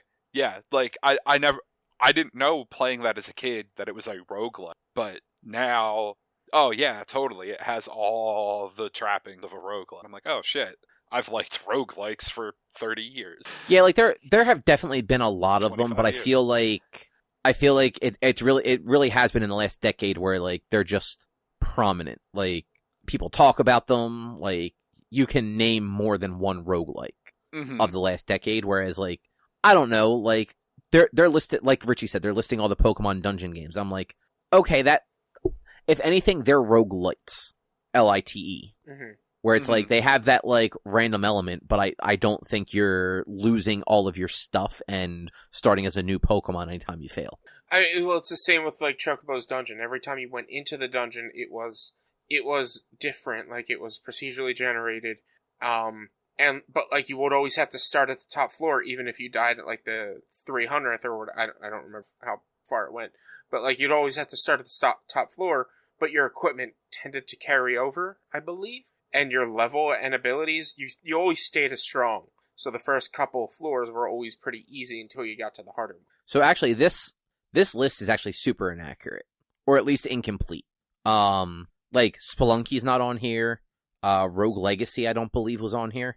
Yeah, literally, the game with Rogue in the title is not on here. Well, Hades isn't on here. Are they considering them roguelikes or roguelite? I mean, that's a good question. I feel like Rogue Legacy is definitely a roguelike, not a light. I mean, it's more roguelite than roguelike. Yeah, but is it more roguelite than Mystery Dungeon? I mean, I haven't played the mystery dungeons to really tell you. I mean, that's But, fair. like, Neither have I. But I don't know. I feel like this. There's far less random unknown in Rogue Legacy than there is. Yeah, Rogue I mean Legacy's in that's it. fair. If you scroll down to the hybrid roguelikes, it's in there. Oh, okay. Oh, I did not notice that there was a Yeah. another drop down there. Yeah, Diablo is also on this list, but I only mean, the first one. The later ones are far less randomly generated shit. That's Yeah. true. I just think it's funny. But yeah, there you go. Rogue Legacy, Spelunky, Don't Yeah. Starve, Risk of Rain, I mean, Binding of Isaac. They have Dark Cloud 1 and 2 in here, and yeah, Huh. those can easily be considered. Yeah, I think you can easily consider those. Like they're hybrid roguelikes though. They're not straight. It's like in the same level as Diablo. Oh, I didn't realize there's actually the last column explains what sort of gameplay it has. Mm-hmm. Oh, Yeah, Dead Cells is on this hybrid list below Darkest Hades. Yeah, so okay, cool. Anything else you want to say about Rogue though? No, it's interesting. It's $3. People should play it. Yeah, I mean, I thought it was super interesting watching somebody else play it. Or, like I said, it's also on the Internet Archive if you don't want to pay anything for it. Like, give it a shot. It's It's neat to see how this simple thing has spawned hundreds of games with bits and pieces of it. So apparently, to be considered a roguelike, according to the Berlin interpretation, I was going to say, are you going to talk about the Berlin interpretation? it has to be turn-based, which is why things like Spelunky and Rogue Legacy are listed as like hybrids and not roguelikes. Oh, okay. Yeah, I mean, I guess that makes sense considering Rogue was turn-based. it says characterized by a dungeon crawl through procedurally generated levels, turn-based gameplay, tile-based graphics, and permanent death of the player character. And then it goes on, but I'd have to actually click the button in order to get to go on. Yeah, they mentioned that thing on one of the... I think it was not today's Going Rogue, but the prior one. But I remember them talking about the fucking Berlin interpretation. like that had to be a thing that people argued about. Like, why is it the Berlin? I know. I want to know why the fuck it's the Berlin. Like, is it like Berlin, Germany? Right? Yeah, sure. That like someone there had came up with this, or like, why is it the Berlin interpretation? I don't know, but I feel like it actually has nothing to do with the country, the city of Berlin. All right, Rich, your homework for next week is find out why it's the Berlin interpretation. Some players and developers sought a more narrow definition for roguelike as variations of Rogue introduced new concepts and skewed other principles, and they felt moved to move the games away from the flavor of what Rogue was. At the International Roguelike Development Conference 2008 held in Berlin, Germany, players and developers established a definition for roguelikes known as the Berlin interpretation. So there is an international roguelike development conference. Jesus Christ. All right, we're going to move on now. So Crystal Dynamics is looking to unify the Tomb Raider reboot timeline with the original core design games. Yeah, so the way they're looking at it is the reboot series that they did. So Tomb Raider, Rise of the Tomb Raider, Shadow of the Tomb Raider, which was Eidos Montreal, are like Lara's origin. Yeah. But from like the original Tomb Raider in 96 through 2008, I think was anniversary, maybe. That was all kind of a more experienced Lara. So when Lara was a kid, she decided to murder. And then she decided to step back on the murder and just do puzzles. Basically, yeah. Okay. Yeah, because I mean, so if you look at it in the reboot trilogy, she, at least in the first two games, she was kind of tossed into things. Yeah. Especially the first one. That's like, I never thought of it as like a successor to the originals, but that's like what they made. They didn't make it to be as a predecessor to the originals, but that's what they want to do now. They basically they want to use all of the lore as like that character's universe, basically, and they're looking to build future stories that take place post that stuff. So like something that takes place like after Angel of Darkness or something like that. I'm not sure what the last Tomb Raider was. I don't hate that, but then that means that I want them to make a collection of them so I can replay them. Yeah, that's a bad idea. Like, Tomb Raider 1 through 3, not bad. Everything after that, kind of bad. Which is also why I hate that, because those games were bad. And then we have to remember them and play them. And I mean, to be fair, like, Tomb Raider 1 through 3, not good anymore. No, they did not age well at all. Nope. But so, the other thing that this kind of leads to, this is kind of the first confirmation that Crystal Dynamics is, at least in the early stages of planning the next title. Mm-hmm. Because, like, they took a back seat to Shadow of the Tomb Raider. Like, they were a support studio because they were working on Avengers at the time. So, Eidos Montreal did Shadow of the Tomb Raider. And while Shadow of the Tomb Raider actually reviewed really well, I'm pretty sure it was kind of lackluster, like, fan response and sales compared to the other two. I think that's a lot because the one before it wasn't that good. See, I liked Rise. I thought the original Tomb Raider game was better than Rise of the Tomb Raider. I was not into Rise of the Tomb Raider at all.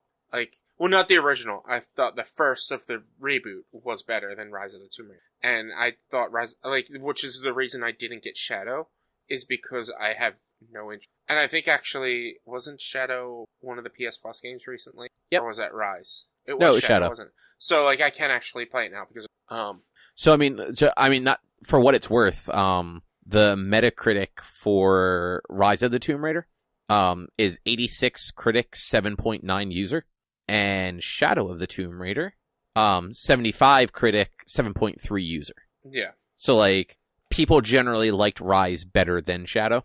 Yeah, but how did people like Tomb Raider compared to Rise? I think Tomb Raider was generally regarded really well. Which is, like, just because they liked Rise better than Shadow doesn't mean I think there was a lot more people out there that weren't that big a fan of Rise. My sample size is 4 people. Out of 3 or 4 people. Drew, did you ever play it? No, I have not played the recent Tomb Raiders. So then out of 3 people that I know who've played Rise of the Tomb Raider, 1 person liked it, and that's you, Kyle. Who's the other person? My brother. Yeah, but he doesn't like anything good. No, 50-50. But, like, me and him have similar taste. Not the same taste, similar taste in video games. So, like, it kind of makes sense that me and him both didn't like it. I didn't like it for the fact that she's just a flat-out fucking murderer, and there's no puzzles. He didn't like it just because he just didn't really like it. And I think he might have played Shadow and kind of felt the same about Shadow. Yeah, like, I think Shadow is actually a worse character progression for her than Rise. Like, Rise was at least still, like, her trying to, like, stop, like, the evil corporation people or whatever. Like, I agree, like, it's just like every other game where the character is just suddenly a fucking murderer. It's just like Uncharted. But in the third one, she just seemed to, like, lose all moral sense. Yeah, and, like, and people come at me whenever I complain about the fact that she's a murderer in Rise of the Tomb Raider. Not in the original, not in Tomb Raider, but just Rise of the Tomb Raider. People are like, well, what about Nathan Drake? I'm like, they never said Nathan Drake was a good person. But, like, Laura is supposed to be a good person, and just blatantly killing people. There's a lot of times in that game where there's people not trying to, like, where you're killing people before they're the people trying to kill. Yeah, I think part of the problem, too, is those games don't give you an option the way, say, like, a Metal Gear or, like, a Deus Ex does, where you can complete a section without violence. Like, there's no pacifist mode in games like that. So your only option is to kill people, and because those games put a heavy emphasis on stealth, like, they're not run and gun games, they're sneak around and take people out stealthily. Yeah. Mm-hmm. But at least, like, Lara doesn't quip the way Drake does. Like, she's not happy to be murdering people. Nathan Drake is, like, fucking excited. He's got jokes for days. And like I said, no one ever said Nathan Drake's a good person. Whereas Lara's generally supposed to be, like, a good person and not, like, I mean, in the first Tomb Raider game, like, the original Tomb Raider game, she killed 1 person, I think it was. And then in the second one, she killed, like, maybe 5. And then it jumps to, like, 50 or something like that in the third one. But that's because you're fighting ninjas in her house or something. Or that might have been the second one. I can't remember. I mean, by the PS2, you were killing people all the time. Yeah, and I never played anything beyond Tomb Raider 2 or Tomb Raider 3.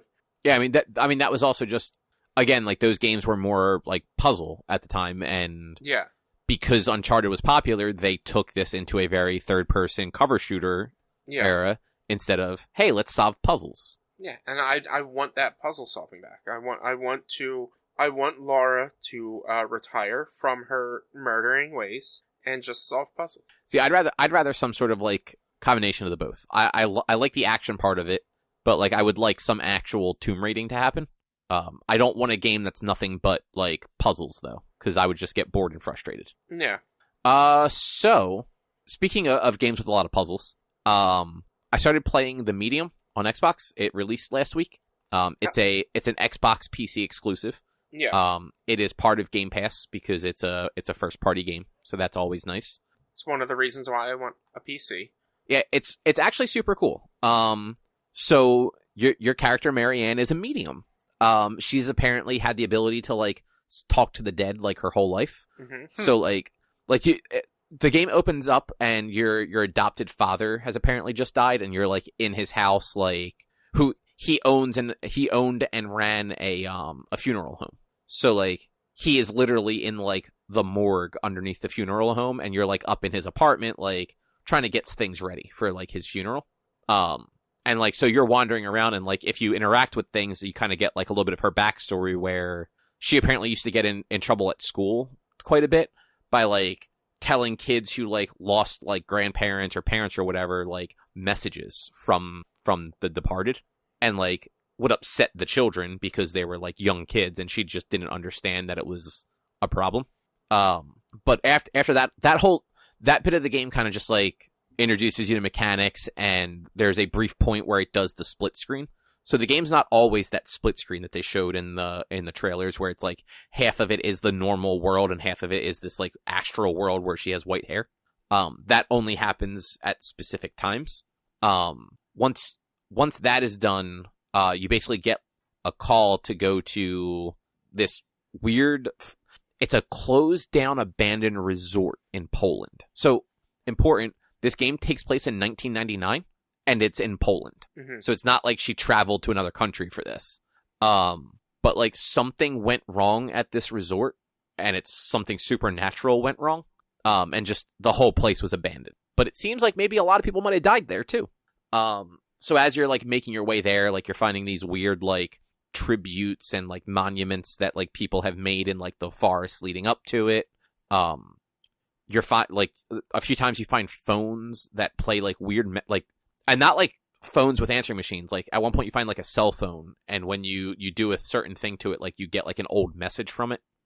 There's a lot of like little collectibles that kind of explain like the story of the resort as you're going.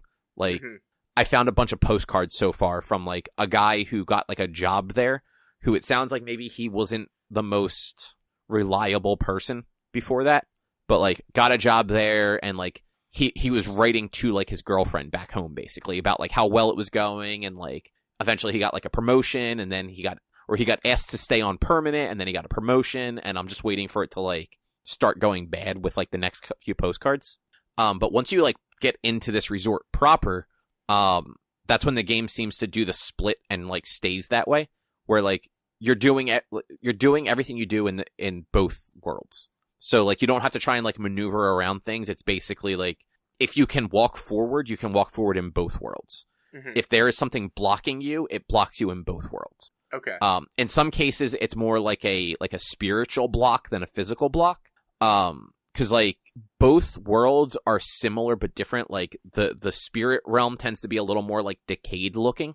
But the real world tends to have a little bit more, like, physical destruction. So, like, there's a set of stairs that are actually just completely collapsed in the real world, whereas they still exist in the spirit realm. Mm-hmm. And all of the dead people, I guess they are, have a really cool aesthetic where they kind of have these porcelain masks on.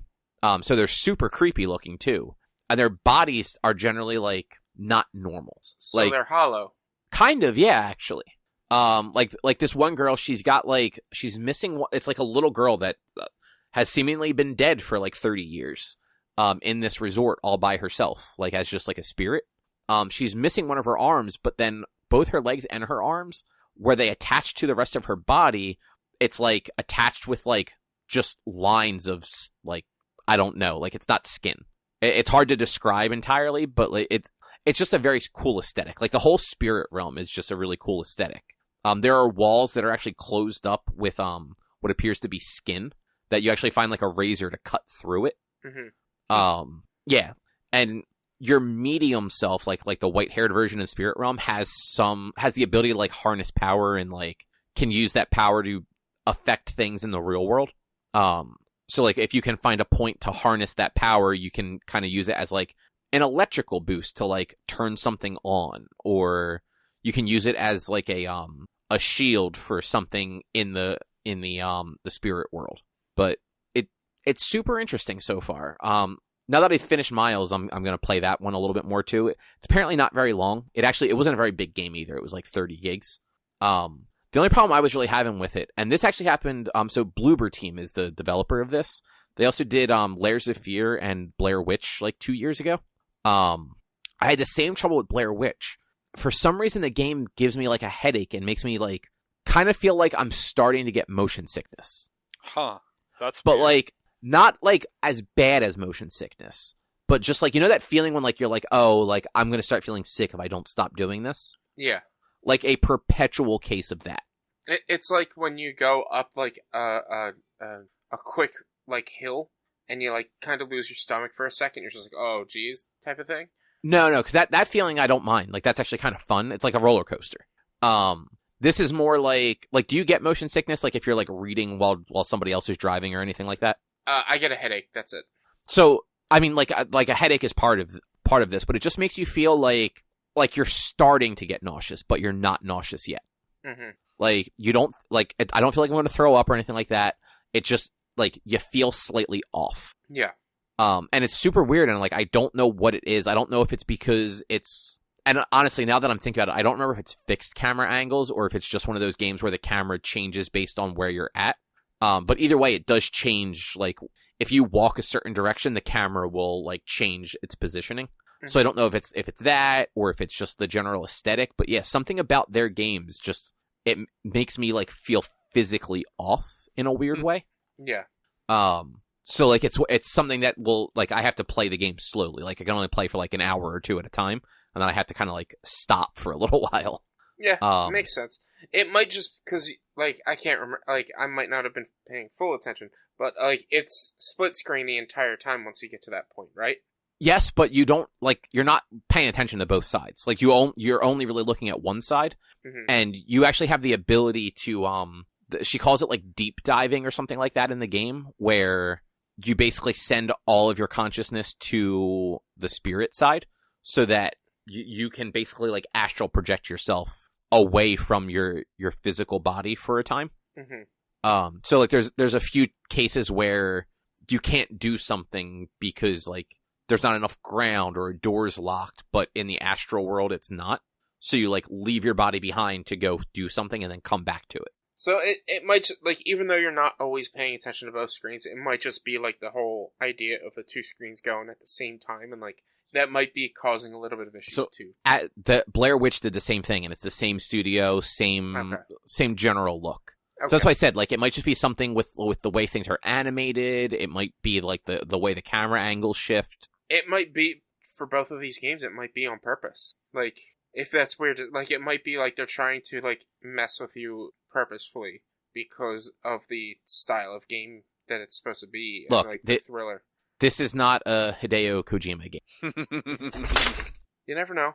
No, I know for a fact it's Bloober Team. It's not Kojima Production. I know. I'm just saying, like, it could be that it's... I doubt it. I think it's just something, like... Because, like, I don't get, like, car sick, but if, like, I try to read, like, an actual book in the passenger seat of a car, like, I get a headache and just feel off afterwards. Yeah. So, like, I have a feeling it's just has to do with the way the game plays. Yeah. But it's still neat, and I'm still interested in, like, seeing the story through. Mm-hmm. So, all that GameStop stuff from last week, with the stocks and everything, that is apparently going to be made into a book, 2 movies, and a TV limited series. Nice. I like. Sure. I like what Colbert said. Let's see which movie that Hollywood supports and really wants to be big, and go see the other one. Yeah. No, I mean, why not, right? That's what this movie's all about. So let's screw with even more big rich people. Yeah. So all of this was reported by Deadline. The first movie is MGM acquired. They acquired the book proposal rights to the Anti-Social Network from Ben Mesrick, which is looking to tell the story of a ragtag group of amateur investors, gamers, and internet trolls who brought Wall Street to its knees. Yeah. And Mesrick, that's not the right word in the outline. Whoops. Mesrick wrote the book, The Accidental Billionaires, The Founding of Facebook, A Tale of Sex, Money, Genius, and Betrayal, which was the basis for the 2010 film, The Social Network. Mm-hmm. So, like, that story is right up his alley, apparently. Yeah. Then Deadline also reported that Netflix is in discussions with Mark Bowl, something like that, the writer of The Hurt Locker and Zero Dark 30, to write a film based on the GameStop stock story as well. So we have an MGM movie that's probably meant for theaters, and a Netflix movie. Written by a writer who does war movies. Yeah. And then finally, there is a limited TV series that is being fast-tracked through development from Pinky Promise, who I've never heard from before, but is apparently new to like the entertainment industry. It's tentatively titled To the Moon. It is, like I said, being fast-tracked and will cover the drama surrounding the r/Wall Street Bets subreddit. Mm-hmm. Oh boy, that'll be fucking fun if that actually winds up. Yeah, like all of this is insane. Like in a week, there's a dude writing a book. That book has been optioned for a movie. Netflix is working on a movie, and some random fucking TV company is working on a miniseries. The rich people are trying to become rich by the poor people eating the rich. I mean, yeah, you're not wrong. I mean, I wonder how many hedge funds are going to finance any of these movies. Oh no! But in just Googling GameStop stock, at least one hedge fund made $700 million. So good for them. and two other ones like basically went out of business. I mean, one funded the other. They're both still. They're both Well, I thought, still there. Oh, did the one end up getting a second round of funding? Or did they manage to level out their funding? Because the last thing I had seen was like they went through the first set of money that the place gave them, and it was a bad time for both of them. But that was a week ago. So, and frankly, like these people are all so rich that like, yes, losing $1 billion is a lot, but it's not like they weren't still rich. Like, yeah, I mean they lost $1 billion.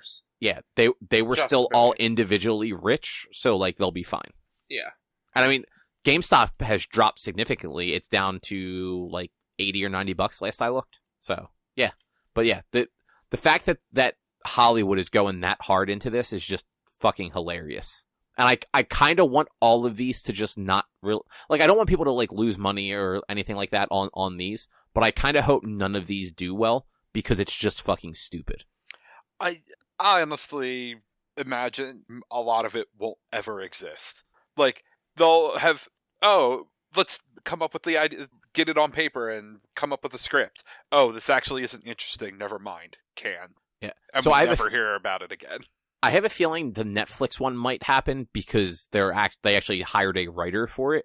I think the MGM one is just what you said, like, because all they did was they bought the rights to make a movie off of a proposal for a book. So, like, that book has to be written, and then MGM has to work on a movie. Like, by the time that comes around, they're not going to care anymore. It also all depends on the delivery, because if you think about it, the movie The Big Short, which was about the bubble popping in 2008 or whenever it was, and the crash, the mortgage crash, like, that's not a really fascinating subject, but that is a good movie. And I think that movie did make decent money. Yeah, but that was also, like, a far more bigger industry issue. I mean, I guess out of all of this, some sort of big issues into how Wall Street works could come about in one of these movies. I think as soon as these companies actually look into that subreddit and realize how full of hateful asshole pieces of shit are in it, they're not going to want to give them any attention. Yeah, you're probably right. Like, and frankly, The Big Short was also about like that situation impacted the entire economy. Like, I mean, this just fucked with some hedge funds for a week. There should, I mean, you don't know, and I haven't been following too close, but with the bullshit that Robinhood did. Like, there could potentially be legislation to counteract them never being able to do shit like that again. Like, no, I mean, as there should be, but it wasn't like economy crashing is what I mean. Like, it's not, this thing did not impact millions of people because the economy literally just fucking bottomed out. Like, in 2008, like, people were worried that we were going to hit another Great Depression. Mm-hmm. Like, I know. I mean, like, there have been things put into motion to make sure that something like that wouldn't happen again. But, like, yeah, like, people were worried, like, that they were going to be standing outside to get, like, their rations of food and shit like that. So, yeah, like, Drew, you were probably right. Like, at least a third of maybe a third of these things will get made. Maybe one of the three will actually come to fruition. Yeah. And, like, I could see the Netflix one happening because they seem to be the furthest along. But yeah, I don't think we're gonna have a year with 2 Steve Jobs movies again. No. Oh boy, I remember. Or 2 competing Fyre Fest documentaries. Wasn't one of the Fyre Fest documentaries made from the people of Fyre Fest? I honestly don't remember. I know one of them's on Netflix, one of them's on Hulu, and one of them is actually pretty good, and the other one is not. And I think it's like the Hulu one was the pretty good one, or I think that's right. I think Hulu is the good one, Netflix is the bad one. Yeah, and I think the Netflix one was the guys who did Fyre Fest. You might be right. I can't remember though. I didn't watch either. I really wanted to watch the. Yeah, I've thought about watching the Hulu one a couple of times. So this one is Super Nintendo. It's hilarious. Is it NES, SNES, yes, or is it GameCube? It is directly related to the SNES. Okay. You said it's Super Nintendo's. Yeah. But you'll see, this is very much related to the SNES. Reports say Nintendo canceled their slate of Netflix projects after the Legend of Zelda series existence was leaked before they were ready to announce it back in 2015. Nintendo was also apparently developing a Star Fox series, which was going to be stop-motion style. That was the other thing canceled. So this came from Adam Conover, he's a comedian. He does that show, Adam Ruins Everything. He's usually very knowledgeable about the things he talks about. Yeah, and so I don't know. I mean, I don't know, like, on that show, like, how much of that is stuff that he actually knows versus just reading a script. But he is actually super into gaming. Mm-hmm. And so he was doing an interview on the YouTube channel, The Surf Times, SERF. Hadn't heard of him till today. Where he told a story that back in 2015, he actually worked at College Humor. And they were contacted by Nintendo about doing a stop-motion Star Fox series. And it went as far as, like, Miyamoto actually came to their offices on the weekend to discuss the series, and, like, it was, like, in motion. And then sometime after that, Netflix purposefully leaked information about the Zelda series. Because that's, like, something Netflix would do. It's like, yeah, we're working on this show. We want people to know so they'll be excited for it. But Nintendo wasn't ready for that, so it freaked them out, and they canceled both projects. Yeah. Which is just, it's a very Nintendo thing to do because they are very weary when it comes to adaptations and Hollywood, because they had such a bad time with the Mario one. And the 93 Mario Brothers movie, that is. And so much, like, a lot of their executives, like, have, well, not even, like, executives, but, like, they have a lot of people that have been around since then. Like, Miyamoto was at Nintendo in 93 when Mario was being made. Yeah. Like, he knows that went poorly. He probably doesn't want to see 2 of his other projects go poorly. I will say, from this interview, though, Conover wasn't able to meet him. He actually asked if he could come into the office that day just to see him, like, walk by, but was told no. Oh. But later on, found out from like a colleague that was in the meeting that Miyamoto was apparently, like, the nicest dude, and friended him on the 3DS. Oh, that's awesome. The friend, not Adam Conover. Yeah. So yeah, I just thought that was funny. Rich, I think you'll care about this one more than probably anybody else. G4 announced that X-Play and Attack of the Show are returning in the summer. Yes, they did. So the teaser was like a little video on Twitter. Adam Sessler is apparently heard in it, and they say, like, it's got, like, text that says something like, "We never stop playing." Not sure if any of that means that, like, Sessler will be back as a co-host for X-Play. Cause he left games journalism, like, 6 years ago. He was on the G4 YouTube show, thing, the reunion thing. The reunion thing. I'm pretty sure he's back. I mean, like, being there for, like, a reunion thing and actually hosting a show like that, because he whatever, involved with, whatchamacallit? Where did I write it on here? An entertainment and media consultancy firm. Mm-hmm. So he might not be doing, like, games journalism like that if he's still in that role. Yeah, I mean, it depends. He may also have the freedom to go do this specific thing. It's like, there's also, like, they're bringing back G4, but they haven't even really said to what extent G4 is coming back to, if it's going to be, like, a Twitch or YouTube thing, or if it's an actual channel. So, like, it is very likely that he could just, this is a side project of his. Just because he's doing consultants, like, he might not have a non-compete clause, and this might not be considered a competitor based on what he's doing. I mean, that is true. I doubt this is going to be a real television channel. Oh, yeah, no. It's going to be like a YouTube thing, I'm sure. Yeah, it's most likely going to be like similar with like Critical Role and Geek and Sundry, Twitch, and YouTube. But yeah, I mean, also, like, I liked Adam Sessler on, like, X-Play and stuff like that, but, like, he seems to have kind of just gone down a rabbit hole of just not giving a fuck anymore when it comes to what he tweets.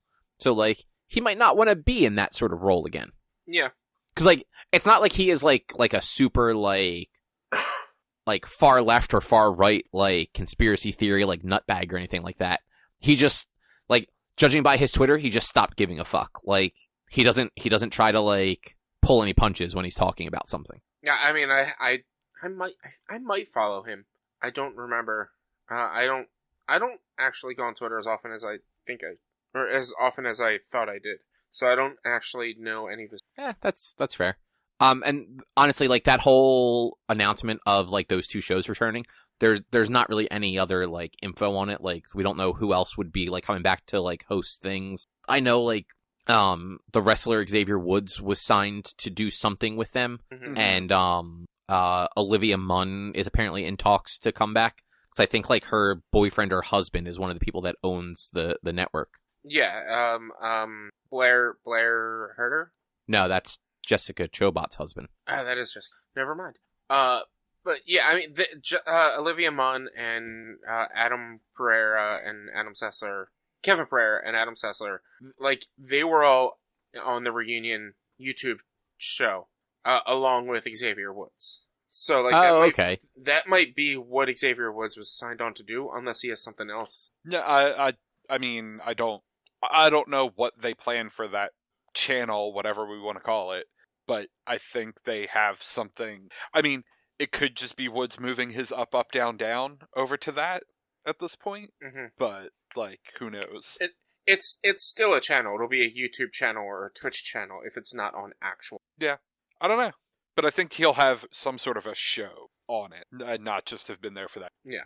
Yeah, because I know just from, like, what I've seen on Twitter and stuff like that, like, he seemed very much wanting to be part of that. Mm-hmm. What is next on here? Richie, you watched something called Outside the Wire. Yes, it is one of the 52 Netflix movies that Netflix is getting this year, because it is a Netflix movie that recently came out this year. 71 movies. 71. I'm sorry. They said one at least. They said at least one every week, but yeah, it is. It's a Netflix movie. It stars Anthony Mackie, and he is a very intelligent android, basically, in a pseudo-futuristic wartime. Like, it's not like cyberpunk futuristic, but it's like modern era with robots kind of thing. It's the easiest way to explain it. And the movie basically starts out that a drone pilot disobeys direct orders to not fire upon a truck because his missile was going to kill 2 of the U.S. soldiers. He ended up doing it anyway because he took the lives of the 2 to save the lives of the other 20 that were there, because otherwise they would have been gunned down with this, like, heavy machine gun or whatever this truck had. So as a punishment, they sent him into active wartime or an active war zone as an intelligence officer with Anthony Mackie's character. And they were basically searching for the main, like, current terrorist or guy that's running the group that's, like, causing all this, to try to find out where the nukes... He knows of a location of ancient Russian nukes. Well, not ancient, but old Russian nukes. And he was trying to get, like, the codes in order to fire them. And so they needed to find the codes. They also needed to find out where the nukes were. And it was interesting. And it has a very strong, like, machines are gonna be the end of us kind of story based on Anthony Mackie's character. I don't want to get too far into it, but basically Anthony Mackie's character decides to turn on the United States, even though he's a U.S. operative. And it's interesting. Not that great. It's not reviewing well, but it's like a lot of those, like Netflix original movies. They're not really getting good reviews, but it is still an interesting and has a neat concept. But it's not very well executed. Oh, that's a bummer. Yeah. That also, I was wondering, I kept seeing, like, anytime I opened up Netflix, I would see, like, an ad, like, a brief ad with Anthony Mackie. And I just kind of assumed it was something for that show that he was in the second season of. Cause I didn't stop. Yes, that one. Cause I didn't stop and actually, like, pay attention to it. I didn't realize he was just in another Netflix movie. This is his third Netflix thing. He was in a movie about 2 years ago that I haven't watched yet. I think it was him. And then he was in Altered Carbon, and then this one. It's gonna drive me crazy. I really hope it was him, and I'm not just being racist and thinking another black guy was him. I'm not sure. He might have done more than one. I will remember it when I see the title, so I'm looking it up real quick. He was in a Black Mirror episode as well. I.O. is the movie that he was in. I.O. was a movie, and then he was in a Black Mirror episode. Striking Vipers. I don't remember that one. Oh, that's right. I don't remember. I don't remember that episode exactly, but I remember him in an episode. It's the one where the VR game where him and his friend plays. He plays as a male. His friend plays as a female, and they start hooking up in the video game. Right. Holy shit! Was that Anthony Mackie? That was Anthony Mackie. Was the main character in that. It's been a while since I watched that one, so like trying to like picture him in it. Yeah. Oh so shit! Yeah. Look at that. That is him.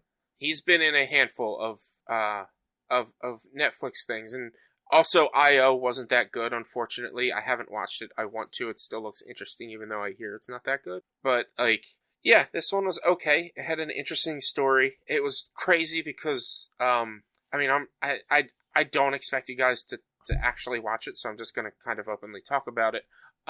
He is an android, and he has a set of rules that he has to follow, and so he essentially recruits this kid for his punishment to go out onto the field because Anthony Mackie's character, which is named as Leo, the android, could not go on the field himself. He would shut down immediately. But if he was with an intelligence operative, he would be able to go out on the field.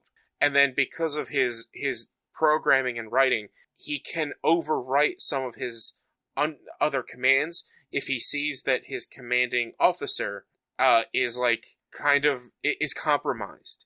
And so he kept doing things to cause the kid to be more compromised so that he could overwrite his commands to go against his codes because he wanted to blow up the United States for causing all of this war overseas. And so, like, when you think about that and hear that, like, that's a really interesting concept. Yeah. But it doesn't get executed that well. Which is a bummer. Yeah. I have a real quick one that I didn't put on the list.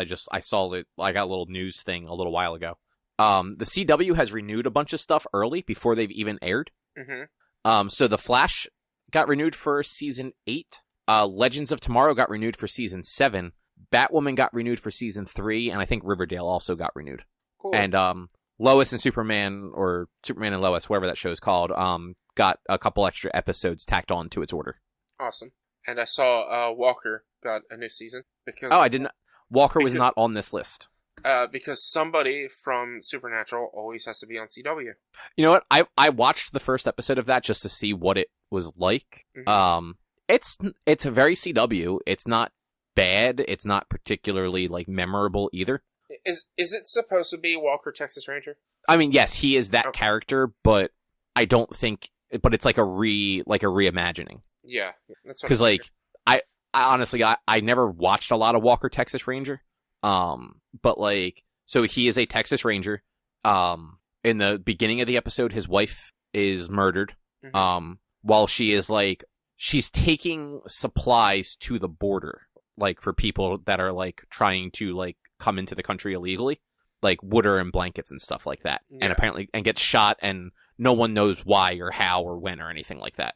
And he's got 2 teenage children and goes on like an 18-month undercover operation like 6 months after his wife dies. Yeah. So like the series picks up like the day he comes back from that mission, and he's just kind of fucked up.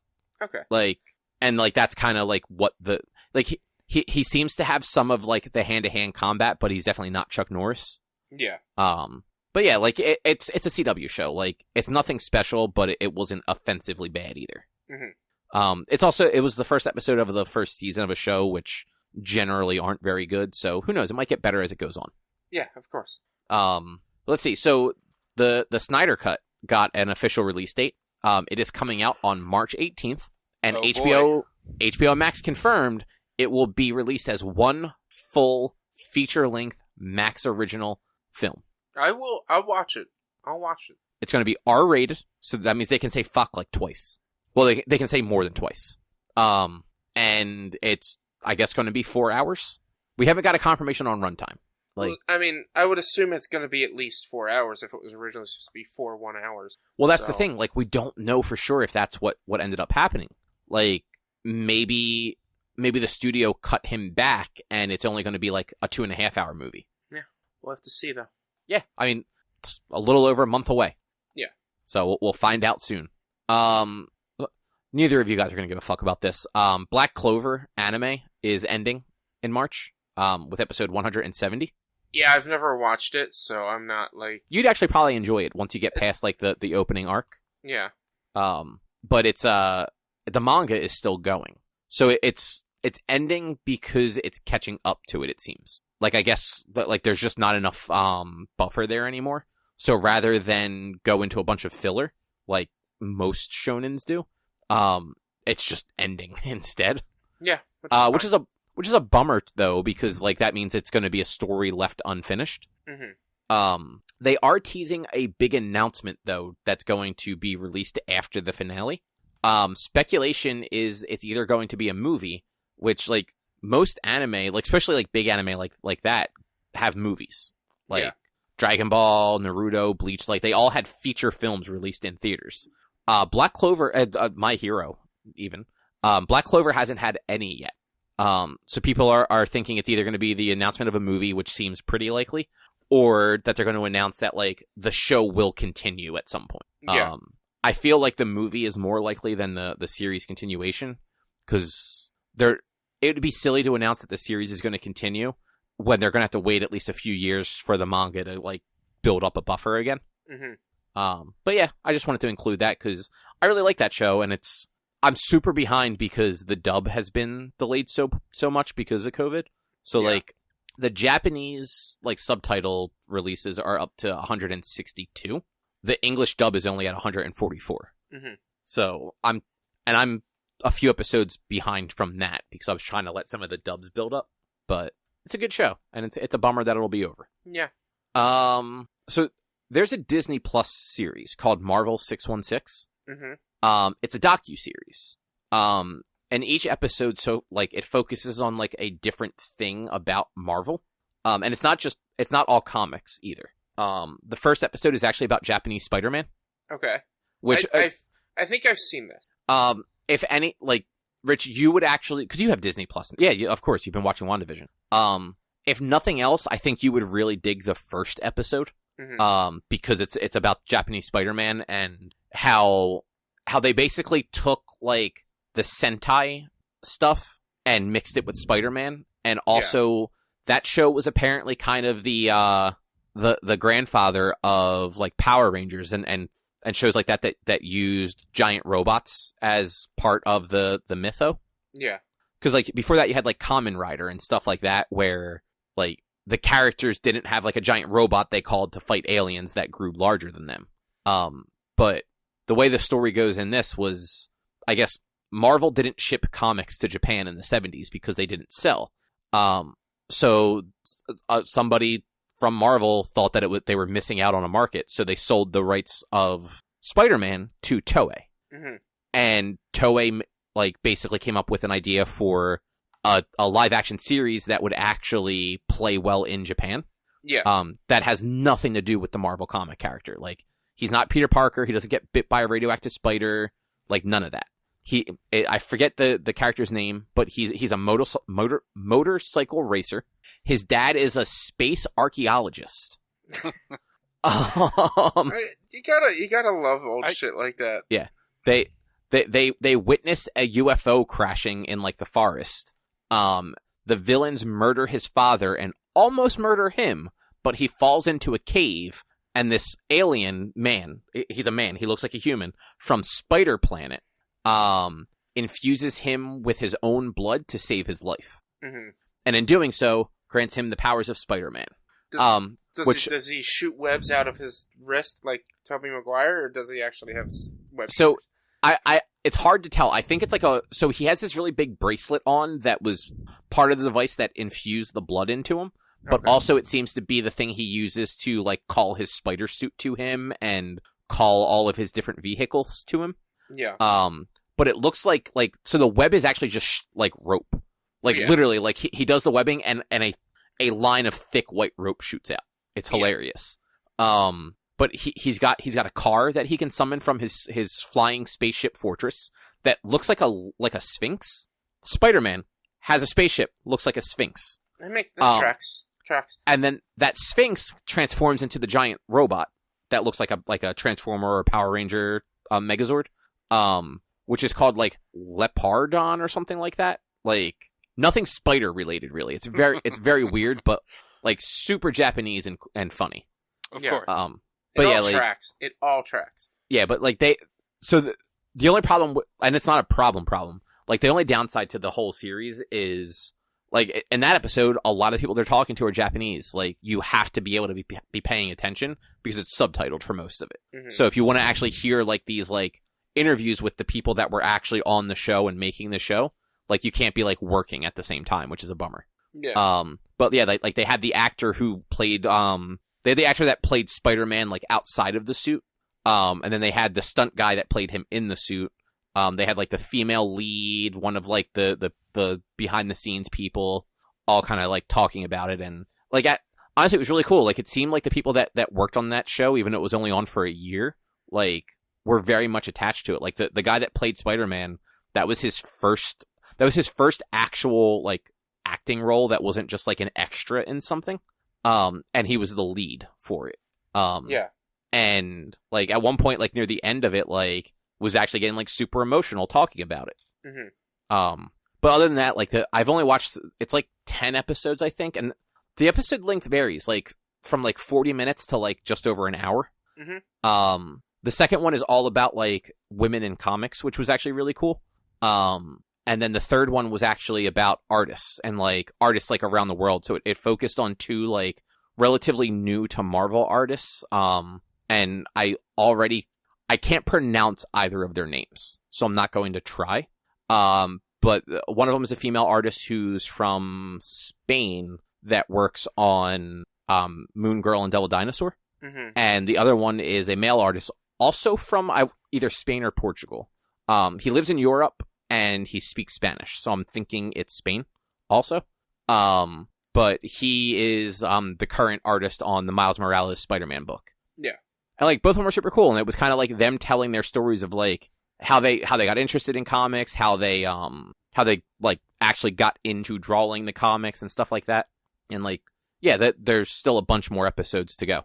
So yeah, if you have Disney Plus and like you're just interested in different aspects of like what Marvel basically owns and the history of it too. Like it's an interesting series so far. Sweet. Yeah, that does sound pretty interesting. Yeah, like the one about like the women in comics was cool because they had people from like all over the place. So like you had women that like were like editors and stuff at Marvel in like the 70s and 80s. Some people that had been doing like independent comics even before that. Up to like Kelly Sue DeConnick, who she is the person that wrote Miss Marvel becoming Captain Marvel.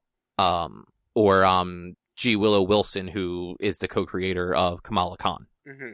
Like talking about like modern recent books. Yeah. So yeah, it's super interesting. Worth checking out if you have the time. Let's see what is next on here. Cloverfield from 2008, the original. It's getting a direct sequel. I'm so excited for this. Yeah, this one's actually really cool.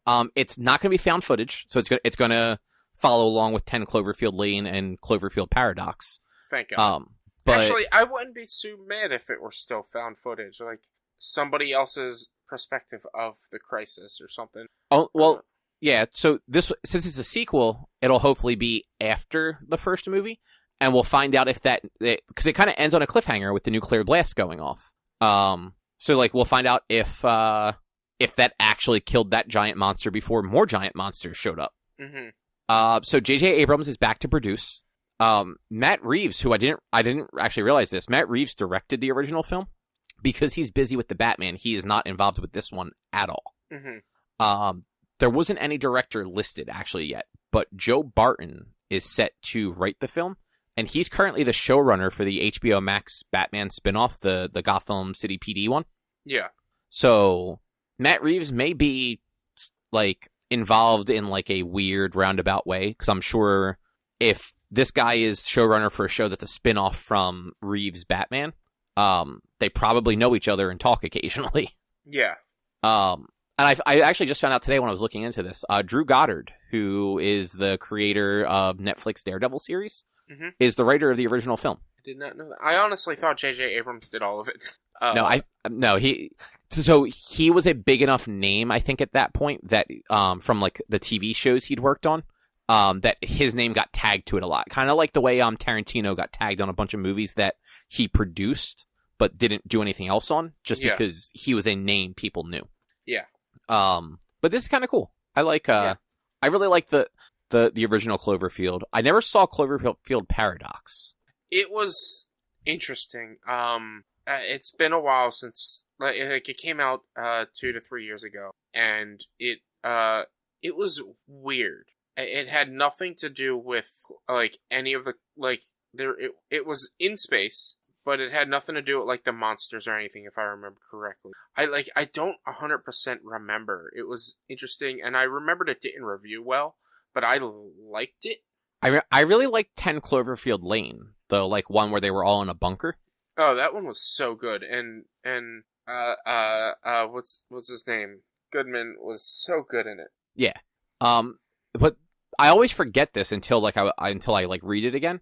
Like 10 Cloverfield Lane and Cloverfield Paradox were not originally Cloverfield movies. Like They were completely independent stories that after they were like already written and everything like that were just kind of like shoved into that universe to make it like a connected universe film. Yeah, and I don't like, if I remember correctly, they even said that like you think of 10 Cloverfield Lane as like a spiritual successor and not a like direct sequel. And the same with Paradox. Like it's in the same vein of one of those like different kind of sci-fi movies, but not actually like a straight up like sequel. Yeah, exactly. But yeah, no word on like when this is coming or anything like that, but I'm definitely interested in it. I think I might watch Cloverfield. It's a good movie. It's worth watching. I really like that movie. It's so good. And you get to watch T.J. Miller die. That movie actually has a lot of people in it. Not like a lot, but it's got like people that are recognizable. Yeah, it's got some really decent names. I can't remember any of them except for T.J. Miller right now. But so it's got Lizzie Kaplan, who was in Mean Girls. She was the best friend of Lindsay Lohan's character that wasn't cool. Yeah. T.J. Miller, like you said. Odette Anable, who was in she was in Supergirl. She was Rain. Yeah. And then Mike Vogel was in the show Under the Dome, which was actually an interesting Stephen King show. Mm-hmm. And some of these other people, like I recognize the faces but not the names, so I can't really place them. Yeah. But yeah, I really did like that movie. Wow, 10 Cloverfield Lane is already going to be 5 years old. Is it only 5 years old? I thought it was older. Came out in 2016. Yeah, I would have guessed it was older. I didn't realize it came. I thought like maybe 2015 or 2014. Like Cloverfield is 13 years old. It came out in 2008. Like I could have swore 10 Cloverfield Lane was older. Nope, no, apparently not. Yeah. Wait, why would 10 Cloverfield Lane be older? Oh, just older than what it it is. is. Older than what it is. Not older than Cloverfield. Yeah, and then Paradox is from 2018. Yes. But anyway, to kind of wrap things up, Rich, you watched Godzilla versus Biollante? Yes. Oh man, my favorite Godzilla movie so far. And I think this was one of the ones that you almost couldn't watch, right? Yeah, it was. I almost couldn't watch it. We found it on the Internet Archive, and it was a decent enough version, subtitled, which I preferred. But like, it was also, there were a couple of characters that spoke English, and they would speak English, and so it would be subtitled in Japanese underneath it. It was pretty funny.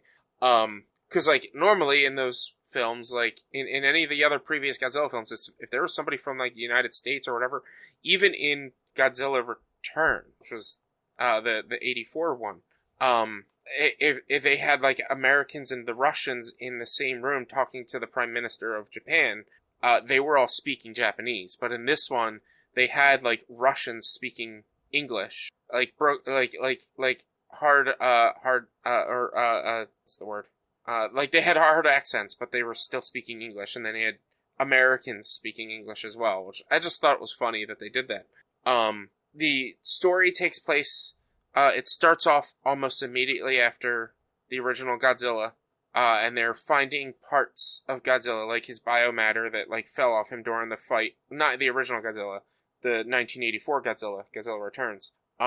They're gathering like parts of his like biomatter that fell off during the fight, and just gonna bring it to like a secure location, and it gets stolen by like a group of Serbians. I can't remember. I think like Jesus. it was a Middle Eastern country. Like I think it was a made up Middle Eastern country. But they take it because they want to use it to create a bioweapon. But the Americans end up attacking that facility, and in doing so, killed the lead scientist's daughter, who was both of them were Japanese, and they flew from Japan to that country to work on this stuff. It was weird, but they killed his daughter, and then it jumps 5 years, and it starts off that there's a girl who's psychic, and she's talking to roses that are owned by the dad or the lead scientist from 5 years prior, and he's trying to use Godzilla's matter to bring back. To create a bioweapon to turn the plants basically into his daughter and bring his daughter back to life or something. It's weird, but it was like so good and so interesting. And like it's no longer like just aliens are attacking. That was every Godzilla movie from Destroy All Monsters on. Was aliens are attacking. Now it's just like man-made issues, which was really cool. And Biollante was like an interesting concept. And then the way they decided to try to kill and defeat Godzilla was to use his biomatter to get the organisms that are inside his stomach that feed on radioactive materials, and engineer that to where it'll feed on his radioactive materials within him, so that like he's no longer immortal. And like it was really cool, everything they did in this movie, and I was just like super intrigued and entranced. And like it like these ones are probably like this era are probably going to be a set of my favorite, because like much better quality than the ones from the 50s to 70s. Obviously, because it's 10 years later, it's a lot newer, like a lot newer technology to make these movies, and they just like seem to have a lot better and interesting stories so far. But like it was just like that's good. I was looking forward to seeing this one. I've always been interested in it. Or at least like since I started this marathon, I've been interested in this one, and I'm so glad I was able to watch it. So it's just like, this is so good. Like, I hope this isn't peak Godzilla. Like, I love the current ones, and like they're above the peak, but I hope this isn't peak of like classic Godzilla. I hope it gets better. I hope it keeps staying good.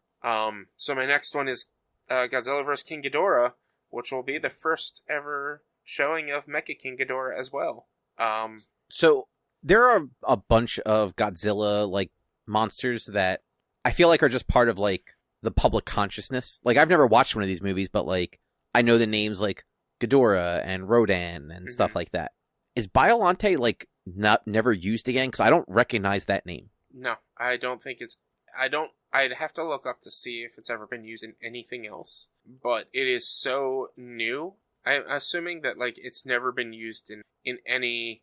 Like, I don't know if it's been in any video games or anything like that. But this was, like, maybe a one-time thing. And, like, the rights are held different for who can distribute Biollante over who can distribute all the rest of them. So that might have something to do with it. But it's kind of like a niche thing as well, this character and this movie. I don't know how it's going to connect into Ghidorah. I don't know if I had to have seen this one to make sense of, like, the beginning of Ghidorah. But, like, there's, like, have you ever heard of Destroya? No. That is thought to be Godzilla's most deadly and hardest foe he's ever fought. He's only ever fought him once. And he was in a comic as well shortly after. That's it. Like, there's, he has those, like, named, monster, like, co-stars, I guess. Like, Ghidorah is, like, his most notable foe, but, like Ghidorah and Mothra, but, like, Rodan, in at least this, in the original set, wasn't a villain. Godzilla never fought Rodan. Oh, I didn't know that. Yeah, Rodan's first, appearance in Godzilla was Destroy All Monsters, where they did have, they disagreed. It's dumb, and I think I explained this when I talked about it, because they had the twins with the people, and Mothra was still the little pupil state and wasn't an actual moth. And Mothra went and spoke to Godzilla and Rodan, who were just, like, kind of fighting, but not full out destroying things fighting, and just told them, like, we need to work together to kill Ghidorah, or to get rid of him. It was the weirdest thing in the world. It was so dumb. But, like, Rodan has, like, as far as I can remember, has never actually been a villain in Godzilla. Wow, that's actually... I don't know, because, like, he is one of the things I associate with, like, Godzilla villains. He had a kaiju film before Destroy All Monsters. He's had his own film, same as Mothra. Oh, yeah, he debuted in 1956 in the movie Rodan. Yeah, which is why, like, he's a little bit more notable. But, like, yeah, there's a lot, like, in Destroy All Monsters, Kumonga and Gorosaurus and Manda and Baragon never really had, and Varan, which I don't remember Varan, never really had, like, anything in Godzilla at all after that either. It's like, there are these named, like, titans or kaiju that, like, don't ever show back up, but people will know some of these names, but not all of them. Like, if you look through the Heisei era, which is what I'm in, Rodan's first appearance is Godzilla vs. Mechagodzilla 2. And it doesn't look like if that's Godzilla vs. Mechagodzilla. I'm assuming Rodan fights with Godzilla to kill Mechagodzilla. I don't know, though. I haven't gotten to that point. Okay. Also, just to answer my question from before, Biollante also appears in stock cameo footage in Godzilla vs. Space Godzilla in 1994.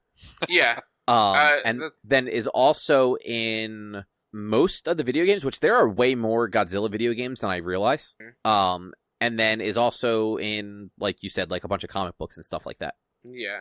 But, like, I don't know if he's probably not playable characters. It might be background things. He might be playable characters. I don't know. I haven't played any of these Godzilla games. Wow, there was a Godzilla game in just 2015. There was a Godzilla game in 2019. Oh yeah, look at that, Godzilla Defense War. That one does not have a Wikipedia page though that I can click on. No. But yeah, Biollante was really cool. I'm now equally excited to see Godzilla vs. King Ghidorah. Like I said, first appearance of Mecha King Ghidorah. Looking at the wiki, it's showing King Ghidorah, Mecha King Ghidorah, the Dorats, which I don't know what it is, and Godzillasaurus, which I'm assuming is just Godzilla. I don't know why they listed Godzillasaurus. So, the Godzilla 2014 video game, playable monsters include Godzilla from 89, 64, 95, and 2014. Makes sense. Angirius from Showa, Rodan from Showa, Mothra from Heisei, King Ghidorah from Heisei, Ghidorah from Showa, Mechagodzilla 74 and 75, Biolante, Batra, Larva and Imago, Space Godzilla, Destroya, Gigan, upgraded 2004, Super Mechagodzilla, Mecha King Ghidorah, Type 3 Kiryu, and Jet Jaguar. Yeah. Are all the playable kaiju from that game. I don't know what Type 3 Kiryu is. Might be an original. It's apparently a version of Mechagodzilla. Okay. Literally, like, if you look at the Mechagodzilla Wikipedia page, it's one of his aliases. Okay. So it's probably like one of the later movie upgrades or something like that. It might be, because in Godzilla vs. Mechagodzilla 2, it lists Mechagodzilla, Super Mechagodzilla, Rodan, Fire Rodan, and Baby Godzilla on their wiki page. So it might be like Super Mechagodzilla. Yeah, that might be right. But I'm a couple weeks. I'm 3 weeks away from that. I still have to do Godzilla vs. King Ghidorah, which is next week. And then I'm watching again on YouTube because I'm not gonna get Apple movies just for that. And then Godzilla vs. Mothra 2 weeks from then, and that is also going to be on YouTube because that's also on Vudu, only on Vudu.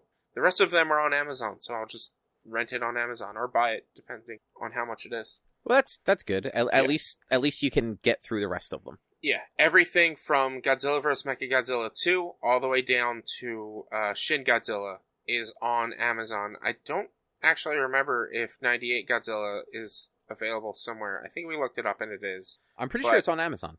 It might be. The cartoon is not. If I have to pay to watch that movie, I'm not watching it. Oh, you suck. Come on now. But it's the best Godzilla. No, it's not. But that's it's also a $2.99 rental. It's not. I'm not going to watch it till after. It's going to be this whole era, which is the Heisei era, through Godzilla vs. Destroya, and then the Millennium era, because that came out in 98. Millennium started in 99. But really, like, it's a $3 rental. It's not worth it. It is. No. I'm willing to rent all the rest of these movies, not 98.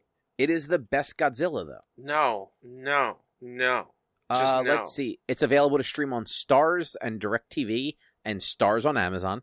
And it's available to rent basically everywhere that movies are rented. So if I can get a free 7-day trial for Starz when it comes time to watch that, then I'll do it. Which, I mean, honestly, if you've never done it before, you can definitely get one with your Amazon Prime. Yeah, so I'll probably do that. But that movie is so bad, I'm not watching it. It is the only good one. You've never watched any of these. But, like, just judging by what you say, like, this one has Matthew Broderick and Jean Reno. Like, this is easily the best of them. No, it's And it not. spawned a cartoon series. America, 1998. Jesus Christ, I hate them so much. All right. Why? But that is probably going to do it for this week. Yes, so we went long. Either of you guys have any last minute things you want to say? Nope. No, nothing I can think of. Cool. Well, in that case, if you'd like to find more of our content, you can head over to www.one-quest.com. You can also help us out by supporting us at patreon.com/onequest. If you can't support us there with dollars, you can head over to your favorite podcast platform, rate us, review us, subscribe to us. All those things help a whole bunch. We're on Apple Podcasts, Google Podcasts, Spotify, Stitcher, Amazon Music, basically everywhere podcasts are served. You can find us on social media, facebook.com/onequestonline or at @1_quest on Instagram and Twitter. Our YouTube channel is youtube.com/onequestvideo, and you can send us emails to social@one-quest.com. Otherwise, we'll be back next week with something else to talk about. Thanks for listening. Bye. See you. Bye.